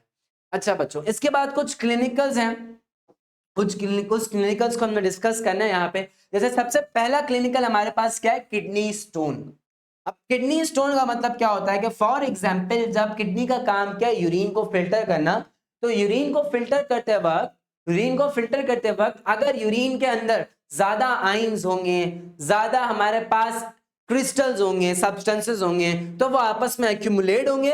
एक्यूमुलेट होने के बाद वहां पे जब हाई कंसंट्रेशन मिनरल्स या सॉल्ट जैसे कैल्शियम हो गया, ऑक्सलेट हो गया, यूरिक एसिड हो गया, तो इनका काम क्या होता है? ये क्रिस्टल की फॉर्मेशन करते हैं। ये देखो क्रिस्टल बन गया। अब ये क्रिस्टल क्या करेगा? स्टोन की फॉर्मेशन कर लेगा। ये होता क्या है कि अगर आपकी डाइट या तो प्योर वेजिटेरियन हो और आपका पानी, आपकी बॉडी में पानी की कमी है, आप पानी का इंटेक ज्यादा से ज्यादा नहीं करते, तो क्या होता है कि ये कैल्शियम, ये ऑक्सलेट, ये यूरिक एसिड आपकी किडनी में जमा होना स्टार्ट हो जाएगा, क्रिस्टल्स बनाना स्टार्ट कर देगा, और फिर एट द एंड स्टोन की फॉर्मेशन हो जाएगी। अब देखो स्टोन हमारे पास डिफरेंट तरह के हो सकते हैं, calcium oxalate, uric acid, steroid stone, cysteine stone, जो कि बच्चों के अंदर हो रहा होता है। तो ये बच्चों के अंदर होता है। चिल्ड्रंस के अंदर जो किडनी स्टोन हमारे पास पाए जाते हैं वो सिस्टाइन स्टोन्स होते हैं। तो ये चीज यहाँ पे याद रखनी है। कैल्शियम ऑक्सलेट मोस्ट कॉमन, तो मोस्ट कॉमन स्टोन जो बनता है किडनी के अंदर दैट इज कैल्शियम ऑक्सलेट। तो ये चीज बच्चों याद रखनी है। सीवियर पेन होगा फेंग पे, मतलब कमर वाले रीजन में सीवियर पेन होगा अगर किसी को किडनी स्टोन है। ब्लड आएगा उसके यूरिन के अंदर, उसको नोजिया, वॉमिटिंग, और उसको बार बार यूरिनेशन होने लगेगी, फ्रीक्वेंट यूरिनेशन होने लग जाएगी। तो ये हमारे पास किडनी स्टोन्स होते हैं। तो ये चीज आपने यहाँ पे याद रखनी है। किडनी स्टोन का ट्रीटमेंट क्या होता है? सबसे पहले आप इसको आइडेंटिफाई करते हो कि किडनी स्टोन कहाँ पे, फिर आप इसकी साइज पे देखते हो। अगर ये छोटा सा है, अभी डेवलप्ड होना स्टार्ट हुआ है, तो आप पानी का इंटेक ज्यादा से ज्यादा करवाते हो, और आप जो है वो पानी के इंटेक के साथ कुछ मेडिकेशन से स्टार्ट करवाते हो। सेकंड, अगर इसका साइज आपने देखा कि इसको हम मेडिसिनली ट्रीट नहीं कर सकते, तो then we will go with the lithotripsy. तो लिथोट्रिप्सी का मतलब क्या होता है? लिथोट्रिप्सी का मतलब होता है हम उस स्टोन को देखते हैं कहां पर है, और उसके ऊपर शॉक वेव, लेजर वेव्स का इस्तेमाल करके उस स्टोन को छोटे छोटे जरात के अंदर हम डिवाइड कर देते हैं, और फिर वो स्टोन जो है वो यूरिन के जरिए बॉडी से रिमूव हो जाता है। थर्ड क्या कंडीशन हो सकती है? अगर किडनी स्टोन बहुत ज्यादा बड़ा है तो फिर हम ऑपरेशन करते हैं, सर्जरी करते हैं, कट करते, किडनी को ओपन करते हैं, और फिर वहां से वो स्टोन जो है वो रिमूव करवा देते हैं। तो ये चीज बच्चों आपने यहाँ पे किडनी स्टोन्स के बारे में अच्छे से याद रखनी है कि हमने किडनी स्टोन के बच्चों फॉर्मेशन भी पढ़ ली, कैसे बनता है, मोस्ट कॉमन टाइप्स भी पढ़ लिए, सिम्टम्स को भी हमने अच्छे से डिस्कस कर लिया, और फिर हमने यहाँ पे इसके ट्रीटमेंट को भी डिस्कस कर लिया। Okay, so we are done with the kidney stone. हमने किडनी स्टोन को अच्छे से डिस्कस कर लिया। इसके बाद बच्चों हमारे पास एक नेक्स्ट टॉपिक है, दैट इज किडनी डायलिसिस। अब होता क्या है, जब आपकी किडनीज जो हैं वो काम करना बंद कर दें या अपना काम सही से परफॉर्म ना कर रही है। देखो किडनी का मेन काम क्या होता है, कि किडनी का मेन काम होता है वो ब्लड को फिल्टर करेंगी और यूरिन को प्रोड्यूस करेंगी। तो अगर किडनी अपना काम नहीं करेगी तो इससे क्या होगा कि ब्लड के अंदर जो वेस्ट प्रोडक्ट है वो आपकी बॉडी में एक्यूमुलेट होना स्टार्ट हो जाएगा, जमा होना स्टार्ट हो जाएगा। इसकी एक्यूमुलेशन की वजह से, उसकी जमा होने की वजह से बॉडी में आपकी जो पीएच है वो चेंज हो सकती है, इलेक्ट्रोलाइट इम्बैलेंस हो सकता है और इन शॉर्ट आपकी मौत भी हो सकती है। तो इसका ट्रीटमेंट क्या होता है कि we go for the kidney dialysis. Kidney dialysis में हमारे पास क्या होता है, इसकी नीड क्यों पड़ती है, वेस्ट प्रोडक्ट को रिमूव करने के लिए, इलेक्ट्रोलाइट को बैलेंस करने के लिए, ब्लड प्रेशर को रेगुलेट करने के लिए, जो हमने डिस्कस किया। अब किडनी डायलिसिस के अंदर क्या होता है, हमारे पास एक आर्टिफिशियल मशीन होती है जो डायलिसिस के तौर पे काम करती है। इसके अंदर क्या होता है कि हम पेशेंट में से यहाँ से ब्लड सैंपल कलेक्ट करते हैं। इस ब्लड सैंपल को कलेक्ट करने के बाद, जैसे फॉर एग्जांपल आप यहाँ पे देख रहे हो, यहाँ पे सबसे पहले हमने एक एवी फिस्टूला बनाया, एट्रियोवेनस फिस्टूला। आर्टरी और वेन को आपस में कनेक्ट किया, उनका फिस्टूला बनाया, तो इसको हम एवी फिस्टूला का नाम देते हैं। अब यहां से आप देख रहे हो हमने क्या किया कि इस आर्टरी में से यहां से ये ब्लड लिया और इस ब्लड को इस पंप के अंदर, इस डायलिसिस मशीन के अंदर एंटर करवाया। बात समझ आ गई, डायलिसिस मशीन के अंदर। अब बच्चों डायलिसिस मशीन के अंदर अगर मैं आपको यहाँ पे समझाने के लिए डायग्राम बनाऊं, जैसे फॉर एग्जांपल ये डायलिसिस मशीन के अंदर एक फ्लूइड है और इस फ्लूइड का नाम होता है डायलाइजिंग फ्लूइड। तो यहाँ पे एक फ्लूइड मौजूद होता है, दैट इज डायलाइजिंग फ्लूइड। अब ऊपर से हमारे पास ब्लड आ रहा है। अब इस ब्लड के अंदर और इस डायलाइजिंग फ्लूइड की जो कंपोजिशन होती है वो एग्जैक्ट सेम होती है एक्सेप्ट वेस्ट प्रोडक्ट। इसका मतलब कि इस डायलाइजिंग फ्लूइड में वही तमाम चीजें हैं जो इस ब्लड के अंदर भी हैं, लेकिन इसके अंदर वेस्ट प्रोडक्ट नहीं है। इसका मतलब इसके अंदर यूरिया, अमोनिया, यूरिक एसिड नहीं है। अब जब ब्लड इस डायलाइजिंग फ्लूइड से पास करता है, स्लोली स्लोली पास करता है, तब हमारे पास क्या होता है कि ब्लड में से सिर्फ वेस्ट प्रोडक्ट निकलता है और वो वेस्ट प्रोडक्ट इस डायलाइजिंग फ्लूइड के अंदर चला जाता है। बाकी कोई भी यूजफुल प्रोडक्ट इस ब्लड में से नहीं निकलेगा। क्यों? क्योंकि हमने इस ब्लड की और इस डायलाइजिंग फ्लूइड की कंपोजिशन को सेम रखा है ताकि कोई यूजफुल प्रोडक्ट ना निकल जाए। बात समझ आ रही है? सिर्फ हमने इस डायलाइजिंग फ्लूइड में नाइट्रोजनस वेस्ट की कमी की है ताकि हमारे पास क्या होगा कि ब्लड में से निकल के सिर्फ नाइट्रोजनस वेस्ट ही इस डायलाइजिंग फ्लूइड के अंदर एंटर हो। तो ये चीज बच्चों आपने यहाँ पे याद रखनी होगी। क्लियर है? तो सबसे पहला काम क्या हुआ कि ब्लड को हमने यहां से निकाला और हमने डायलाइजिंग फ्लूइड के अंदर ब्लड को एंटर करवाया। फिर डायलाइजिंग फ्लूइड के अंदर ब्लड एंटर होगा। एंटर होने के बाद यहां से हमारे पास जो है वो फिल्ट्रेशन का प्रोसेस होगा। कैसे फिल्ट्रेशन होगी वो हमने डिस्कस कर लिया कि सिर्फ हार्मफुल चीजों को फिल्टर किया जाएगा। बच्चों डायलिसिस जब भी होता है ना, तब रीएब्जॉर्प्शन और सिक्रीशन वाला जो प्रोसेस है यूरिन फॉर्मेशन में, वो नहीं होता, क्योंकि यहाँ पे कोई यूजफुल चीज सिक्रीट ही नहीं हो रही है, कोई यूजफुल चीज फिल्टर्ड ही नहीं हो रही है। जब कोई यूजफुल चीज फिल्टर्ड ही नहीं रही तो रीएब्जॉर्ब क्या होगा? तो यहाँ पे सिर्फ हार्मफुल चीजों को ही फिल्टर्ड किया जाता है। तो ये चीज यहाँ पे याद रखनी है। उसके बाद क्या होगा? उसके बाद जो साफ खून होता है वो हम दोबारा से पेशेंट की बॉडी के अंदर एंटर कर देते हैं। तो इसको हम क्या नाम देते हैं? Kidney dialysis. इसको हम हीमोडायलिसिस का नाम भी दे सकते हैं कि ब्लड को हम डायलिसेट कर रहे हैं, तो हम इसको हीमोडायलिसिस का नाम भी दे सकते हैं। बच्चों इसके अलावा एक और डायलिसिस होता है जिसका नाम होता है पेरिटोनियल डायलिसिस। Peritoneal dialysis. बच्चों पेरिटोनियल डायलिसिस में क्या होता है, जैसे फॉर एग्जांपल ये आपकी एब्डोमेन है, क्लियर है? तो एब्डोमेन के अंदर हमारे पास एक ओपनिंग की जाती है और यहाँ पे हमारे पास एक कैथेटर को एंटर करवाया जाता है और इस कैथेटर के पास एक ट्यूब होती है। इस कैथेटर है, ये कैथेटर एक बैग से कनेक्टेड होता है जिसके अंदर डायलाइजिंग फ्लूइड होता है। तो इस फ्लूइड को इस कैथेटर के जरिए एब्डोमेन के अंदर एंटर करवा देते हैं। तो हमारे एब्डोमेन में जो कवरिंग होती है दैट इज कॉल्ड पेरिटोनियम। ये नेचुरल फिल्टरिंग मेम्ब्रेन के तौर पे काम करती है। ये जो फ्लूइड है, ये इस बैग से निकला हुआ ये फ्लूइड जो है ये इस हमारी एब्डोमिनल कैविटी में मौजूद रहता है और ये पेरिटोनियम नेचुरल फिल्ट्रेशन प्रोसेस करती रहती है, जिसकी वजह से हमारे पास यहाँ पे क्या होता है कि इस पेरिटोनियम से निकल के तमाम का तमाम वेस्ट प्रोडक्ट इस फ्लूइड में जमा हो जाता है। फिर इस फ्लूइड को दूसरे कैथेटर के जरिए हम दूसरे बैग के अंदर जमा कर लेते हैं। तो ये जो डायलिसिस हो गया बच्चों, इसका नाम क्या हो गया? Peritoneal dialysis. तो वी हैव हीमोडायलिसिस, ब्लड वाला dialysis, and we have the peritoneal dialysis. तो ये चीज बच्चों आपने यहाँ पे अच्छे से याद रखनी है कि कौन सा हमारे पास हीमोडायलिसिस है और कौन सा हमारा पेरिटोनियल डायलिसिस है बच्चों। इसके बाद जो है दैट इज किडनी ट्रांसप्लांट। कि अगर आपकी किडनी फेल हो गई है और आप देख रहे हो कि आपकी किडनी काम नहीं कर रही है और आपको कोई डोनर भी मिल गया जो जिसकी किडनी आपसे मैच हो गई है, इसका फर्स्ट ट्रीटमेंट क्या होता है? Kidney dialysis.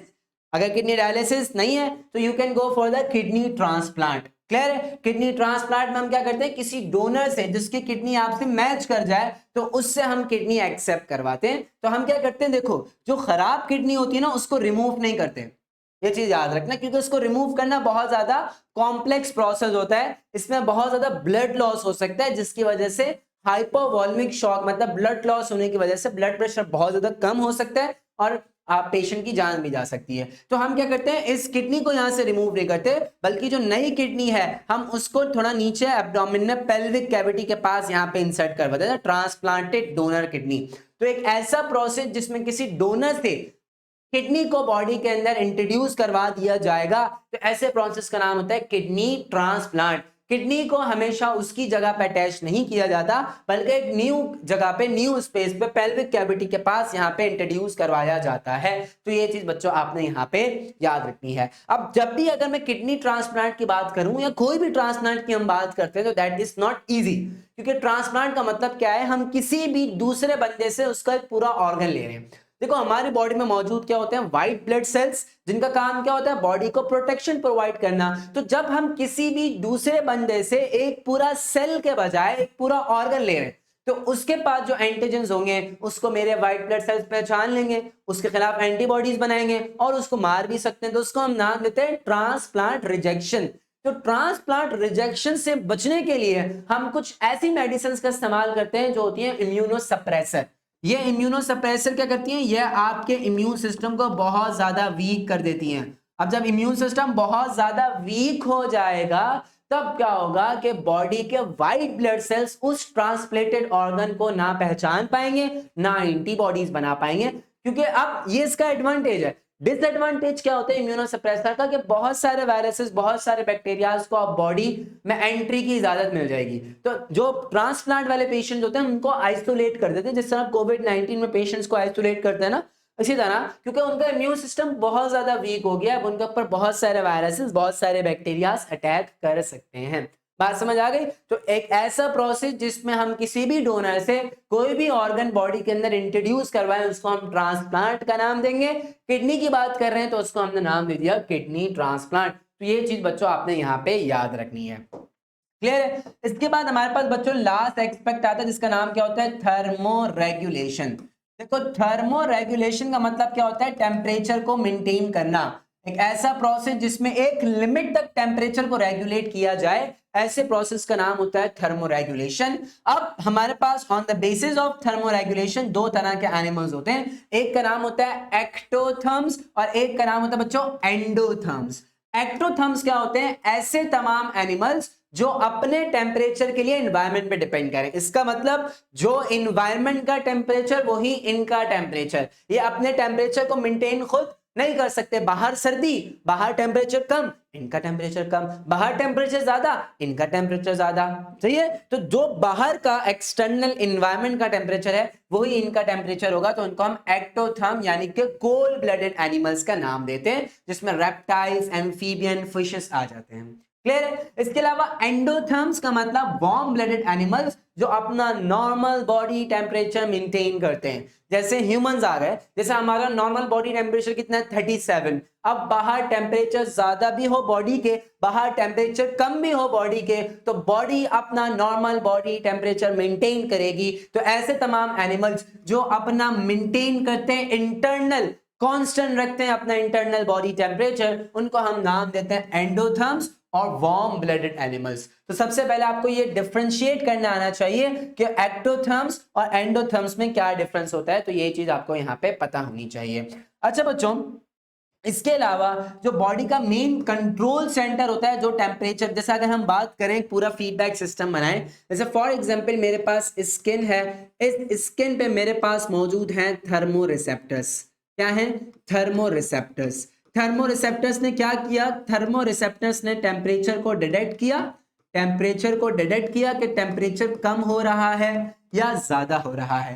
फिर टेम्परेचर को डिटेक्ट करने के बाद ये जो थर्मो रिसेप्टर्स है, ये क्या है? रिसेप्टर्स। रिसेप्टर्स का काम क्या होता है? स्टिमुलस को परसीव करना, रिसीव करना। स्टिमुलस क्या है? टेम्परेचर का या तो ज्यादा होना या तो कम होना। अब क्या होगा कि ये रिसेप्टर स्टिमुलस को कहां लेके जाएंगे? कंट्रोल सेंटर के पास लेके जाएंगे। और हमारा जो कंट्रोल सेंटर है यहाँ पे, दैट इज ब्रेन। और ब्रेन का कौन सा पार्ट है बच्चों यहाँ पे? That is hypothalamus. तो बच्चों यहाँ पे याद क्या रखना है आपके पास कि hypothalamus is a thermostat. Thermostat, thermostat का मतलब क्या है कि it is the control centre of the temperature. जो टेम्परेचर का कंट्रोल सेंटर है दैट इज योर हाइपोथैलेमस। तो ये चीज याद रखना। अब हाइपोथैलेमस देखेगा, हाइपोथैलेमस दो तरीके से अपना फंक्शन परफॉर्म कराएगा। मतलब जो इफेक्टर्स होंगे वो दो तरीके से अपना काम कर सकते हैं। कंडीशन नंबर ए, अगर अगर टेम्परेचर बढ़ा हुआ है तो हाइपोथैलेमस कुछ ऐसी कंडीशंस डेवलप करवाएगा जिससे टेम्परेचर कम होके कांस्टेंट हो जाएगा, दोबारा नॉर्मल बॉडी टेम्परेचर पे आ जाएगा। क्लियर है? कंडीशन नंबर 2, अगर टेम्परेचर डिक्रीज हुआ है तो फिर हाइपोथैलेमस ऐसा रिस्पांस जनरेट करेगा जिसकी वजह से टेम्परेचर इंक्रीज होगा और फिर वो दोबारा से कांस्टेंट वैल्यू पे आ जाएगा। तो ये पूरा फीडबैक सिस्टम होता है जिसके जरिए हमारे पास जो टेम्परेचर है वो रेगुलेट हो रहा होता है।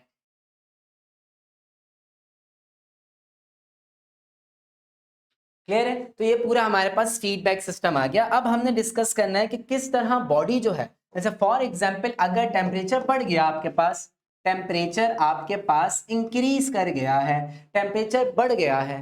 जब टेम्परेचर बढ़ गया अब बॉडी क्या कंडीशन करेगी? देखो पूरा वही काम होगा। थर्मो रिसेप्टर्स होंगे, उनका काम होगा टेम्परेचर को डिटेक्ट करना और फिर वो टेम्परेचर को डिटेक्ट करके कहाँ लेके जाएंगे? हाइपोथैलेमस। फिर हाइपोथैलेमस देखेगा कि बॉडी का टेम्परेचर अगर बढ़ा हुआ है तो फिर वो रिस्पॉन्स जनरेट करेगा और वो रिस्पॉन्स क्या करेगा? आपके टेम्परेचर को दोबारा से कांस्टेंट कर देगा। तो अगर टेम्परेचर बढ़ा हुआ है तो हाइपोथैलेमस क्या करेगा? हाइपोथैलेमस ज्यादा से ज्यादा स्वेटिंग प्रोड्यूस करवाएगा, स्वेट ग्लैंड्स को स्टिमुलेट करेगा। जब स्वेट ग्लैंड्स स्टिमुलेट होंगे तो स्वेटिंग ज्यादा से ज्यादा हो जाएगी। ये क्या करेगा? आपके पास जो स्किन के पास ब्लड वेसल्स आ रही हैं इनको वेजोडाइलेट करवा देगा। इनके वेजोडाइलेशन का मतलब इनके साइज को इंक्रीज करवा देगा। अब जब वेजोडाइलेशन होगी तो वेजोडाइलेशन होने से स्किन से हीट लॉस होना स्टार्ट हो जाएगी। ये चीज आपने याद रखनी है। और थर्ड चीज क्या हो सकती है कि यह आपके मेटाबॉलिज्म जो बॉडी के अंदर चल रहा होता है उस मेटाबॉलिज्म को यह हमारे पास थोड़ा स्लो डाउन करवा देगा। बात समझ आ रही? क्योंकि जितना ज्यादा मेटाबॉलिज्म होगा उतनी ज्यादा हीट प्रोड्यूस होगी, तो ये आपके मेटाबॉलिज्म को भी स्लो डाउन करवा देगा। तो ये चीज बच्चों आपने यहाँ पे याद रखनी है कि ये सब काम कब होगा? जब आपके पास हाइपरथर्मिया हो गया है। हाइपरथर्मिया, हाइपरथर्मिया बोले तो टेम्परेचर इंक्रीज कर गया है आपकी बॉडी का। अब हाइपोथर्मिया, हाइपोथर्मिया का मतलब टेम्परेचर डिक्रीज कर गया है। पूरी वही कहानी होगी, सेम टू सेम। अगर हम बात करें कि रिसेप्टर्स हैं, थर्मो रिसेप्टर्स, टेम्परेचर को डिटेक्ट किया, टेम्परेचर कम हो गया, हाइपोथैलेमस के पास गए, हाइपोथैलेमस ने कहा टेम्परेचर कम हो गया है तो अब वो टेम्परेचर को बढ़ा के कांस्टेंट कर देगा। अब हाइपोथैलेमस क्या क्या काम करेगा बच्चों? अब हाइपोथैलेमस जो है वो एक शिवरिंग मैकेनिज्म प्रोड्यूस करेगा। आप सब ने ये फील भी किया होगा, जब आपको सर्दी लगती है आप शिवर करना स्टार्ट करते हो तो शिवरिंग से क्या होता है? आपकी बॉडी के अंदर जो फैट होता है उस फैट की ब्रेकडाउन होती है और हीट प्रोड्यूस होती है। ये चीज आपने यहाँ पे याद रखनी है। क्लियर है? अच्छा भाई, उसके बाद क्या होता है? वैजो कंस्ट्रिक्शन, मतलब स्किन के पास जो ब्लड आ रही है उनको वैजो कंस्ट्रिक्ट करवा दिया जाता है। क्योंकि हमने पढ़ा जितनी ज्यादा ब्लड स्किन के पास आएगा उतनी ज्यादा हीट लॉस होगी। अब हम क्या चाह रहे हैं? हीट को कंजर्व करें, तो वैजो कंस्ट्रिक्शन हो जाएगी ताकि कम से कम हीट लॉस हो। क्लियर हो गया बात? और हमारे पास क्या हो सकता है कि जब भी कोल्ड टेम्परेचर होता है तो आपके स्किन पे जो हेयर्स मौजूद है ना वो इरेक्ट हो जाते हैं। तो इरेक्शन ऑफ द हेयर्स हो जाती है, तभी इरेक्शन ऑफ द हेयर्स की वजह से स्किन में जो हीट है वो कंजर्व रहती है, वो अंदर बॉडी में प्रिजर्व रहती है। जबकि हाइपरथर्मिया में क्या होता है कि आपके जो हेयर्स होते हैं वो रिलैक्स स्टेट में रहते हैं, वो कॉन्ट्रैक्ट स्टेज में नहीं आते, वो हमेशा रिलैक्स स्टेट में रहते हैं। तो ये चीज बच्चों आपने यहाँ पे अच्छे से याद रखनी है। सही है? तो ये हमारे पास आ गई हाइपरथर्मिया और ये हमारे पास आ गया हाइपोथर्मिया। कि हाइपरथर्मिया में क्या हो सकता है, हाइपोथर्मिया क्या है और इसकी एडेप्टेशन कैसी है। बात समझ आ गई बच्चों? तो यहाँ पे बच्चों हमने अच्छे से तमाम होम्योस्टेसिस का जो चैप्टर था जिसके अंदर हमने होम्योस्टेसिस को डिस्कस किया, जिसके अंदर हमने बच्चों अच्छे से डिस्कस कर लिया कि होम्योस्टेसिस के एस्पेक्ट्स, ऑस्मो रेगुलेशन डिटेल में। उसके बाद हमने एक्सक्रीशन को अच्छे से डिस्कस किया, एक्सक्रीशन के बाद हमने थर्मो रेगुलेशन को अच्छे से डिस्कस किया। अब कुछ एमसीक्यूज सॉल्व करते हैं और फिर हम इस चैप्टर को फिनिश करेंगे। Which part of the brain act as the body's primary thermostat by integrating signals from peripheral and central thermoreceptors? देखो थर्मोस्टेट कौन होता है? हाइपोथैलेमस, ये डिस्कस करके आ रहे थे। So option number B is correct, simple. When you exercise and begin to sweat, जब आप एक्सरसाइज करते हो स्वेट की प्रोडक्शन होती है, तो which physical process is primarily responsible for cooling the body down? तो ऐसा कौन सा प्रोसेस होता है बॉडी के अंदर जो बॉडी में कूलिंग इफेक्ट पैदा करता है कि जब भी आप एक्सरसाइज कर रहे हो स्वेट प्रोड्यूस हो रही है। अब स्वेट प्रोड्यूस हो रही है तो यहाँ पे क्या हो रहा है? इवेपोरेशन, क्योंकि स्वेट इवेपोरेट होगी और उसके इवेपोरेट होने से कूलिंग इफेक्ट बॉडी में आएगा। Which of the following is a physiological mechanism the body used to increase heat production when exposed to a very cold environment? कह रहे बॉडी किसी कोल्ड एनवायरनमेंट में चली गई, अब बॉडी ने हीट को प्रोड्यूस करना है, तो क्या वो वैसोडाइलेशन कर देगी क्यूटेनियस ब्लड वेसल की, inhibition of the thyroid gland कर देगी, शिवरिंग प्रोड्यूस करेगी या स्वेटिंग प्रोड्यूस करेगी? तो इसका आंसर क्या है? शिवरिंग प्रोड्यूस करेगी। शिवरिंग से क्या होगा? फैट की ब्रेकडाउन होगी और हीट प्रोड्यूस होगी। What is the clinical term for a body temperature that is significantly above the normal range? अगर नॉर्मल रेंज से ज्यादा है बॉडी टेम्परेचर तो इसके लिए हम क्या क्लिनिकल टर्म का इस्तेमाल करेंगे? हाइपोथर्मिया, हाइपरपैरेक्सिया, हाइपरथर्मिया या फिर नॉर्मोथर्मिया? तो बच्चों उसका क्या है हमारे पास? Hyperthermia is the best answer. तो ये चीज बच्चों आपने यहाँ पे याद रखनी है इसके बारे में। क्लियर हो गई बात? तो यहाँ पे हमारे पास जो होम्योस्टेसिस वाला चैप्टर था इसको हमने वन शॉट के लिहाज से अच्छे से डिस्कस किया, जो मेन टॉपिक थे जिससे आपके पास एमसीक्यूज आ सकते हैं। तो बच्चों अपना ख्याल रखिएगा, दुआ में याद रखिएगा। इंशाल्लाह नेक्स्ट चैप्टर के साथ आपसे फिर मुलाकात होगी। अल्लाह हाफिज़।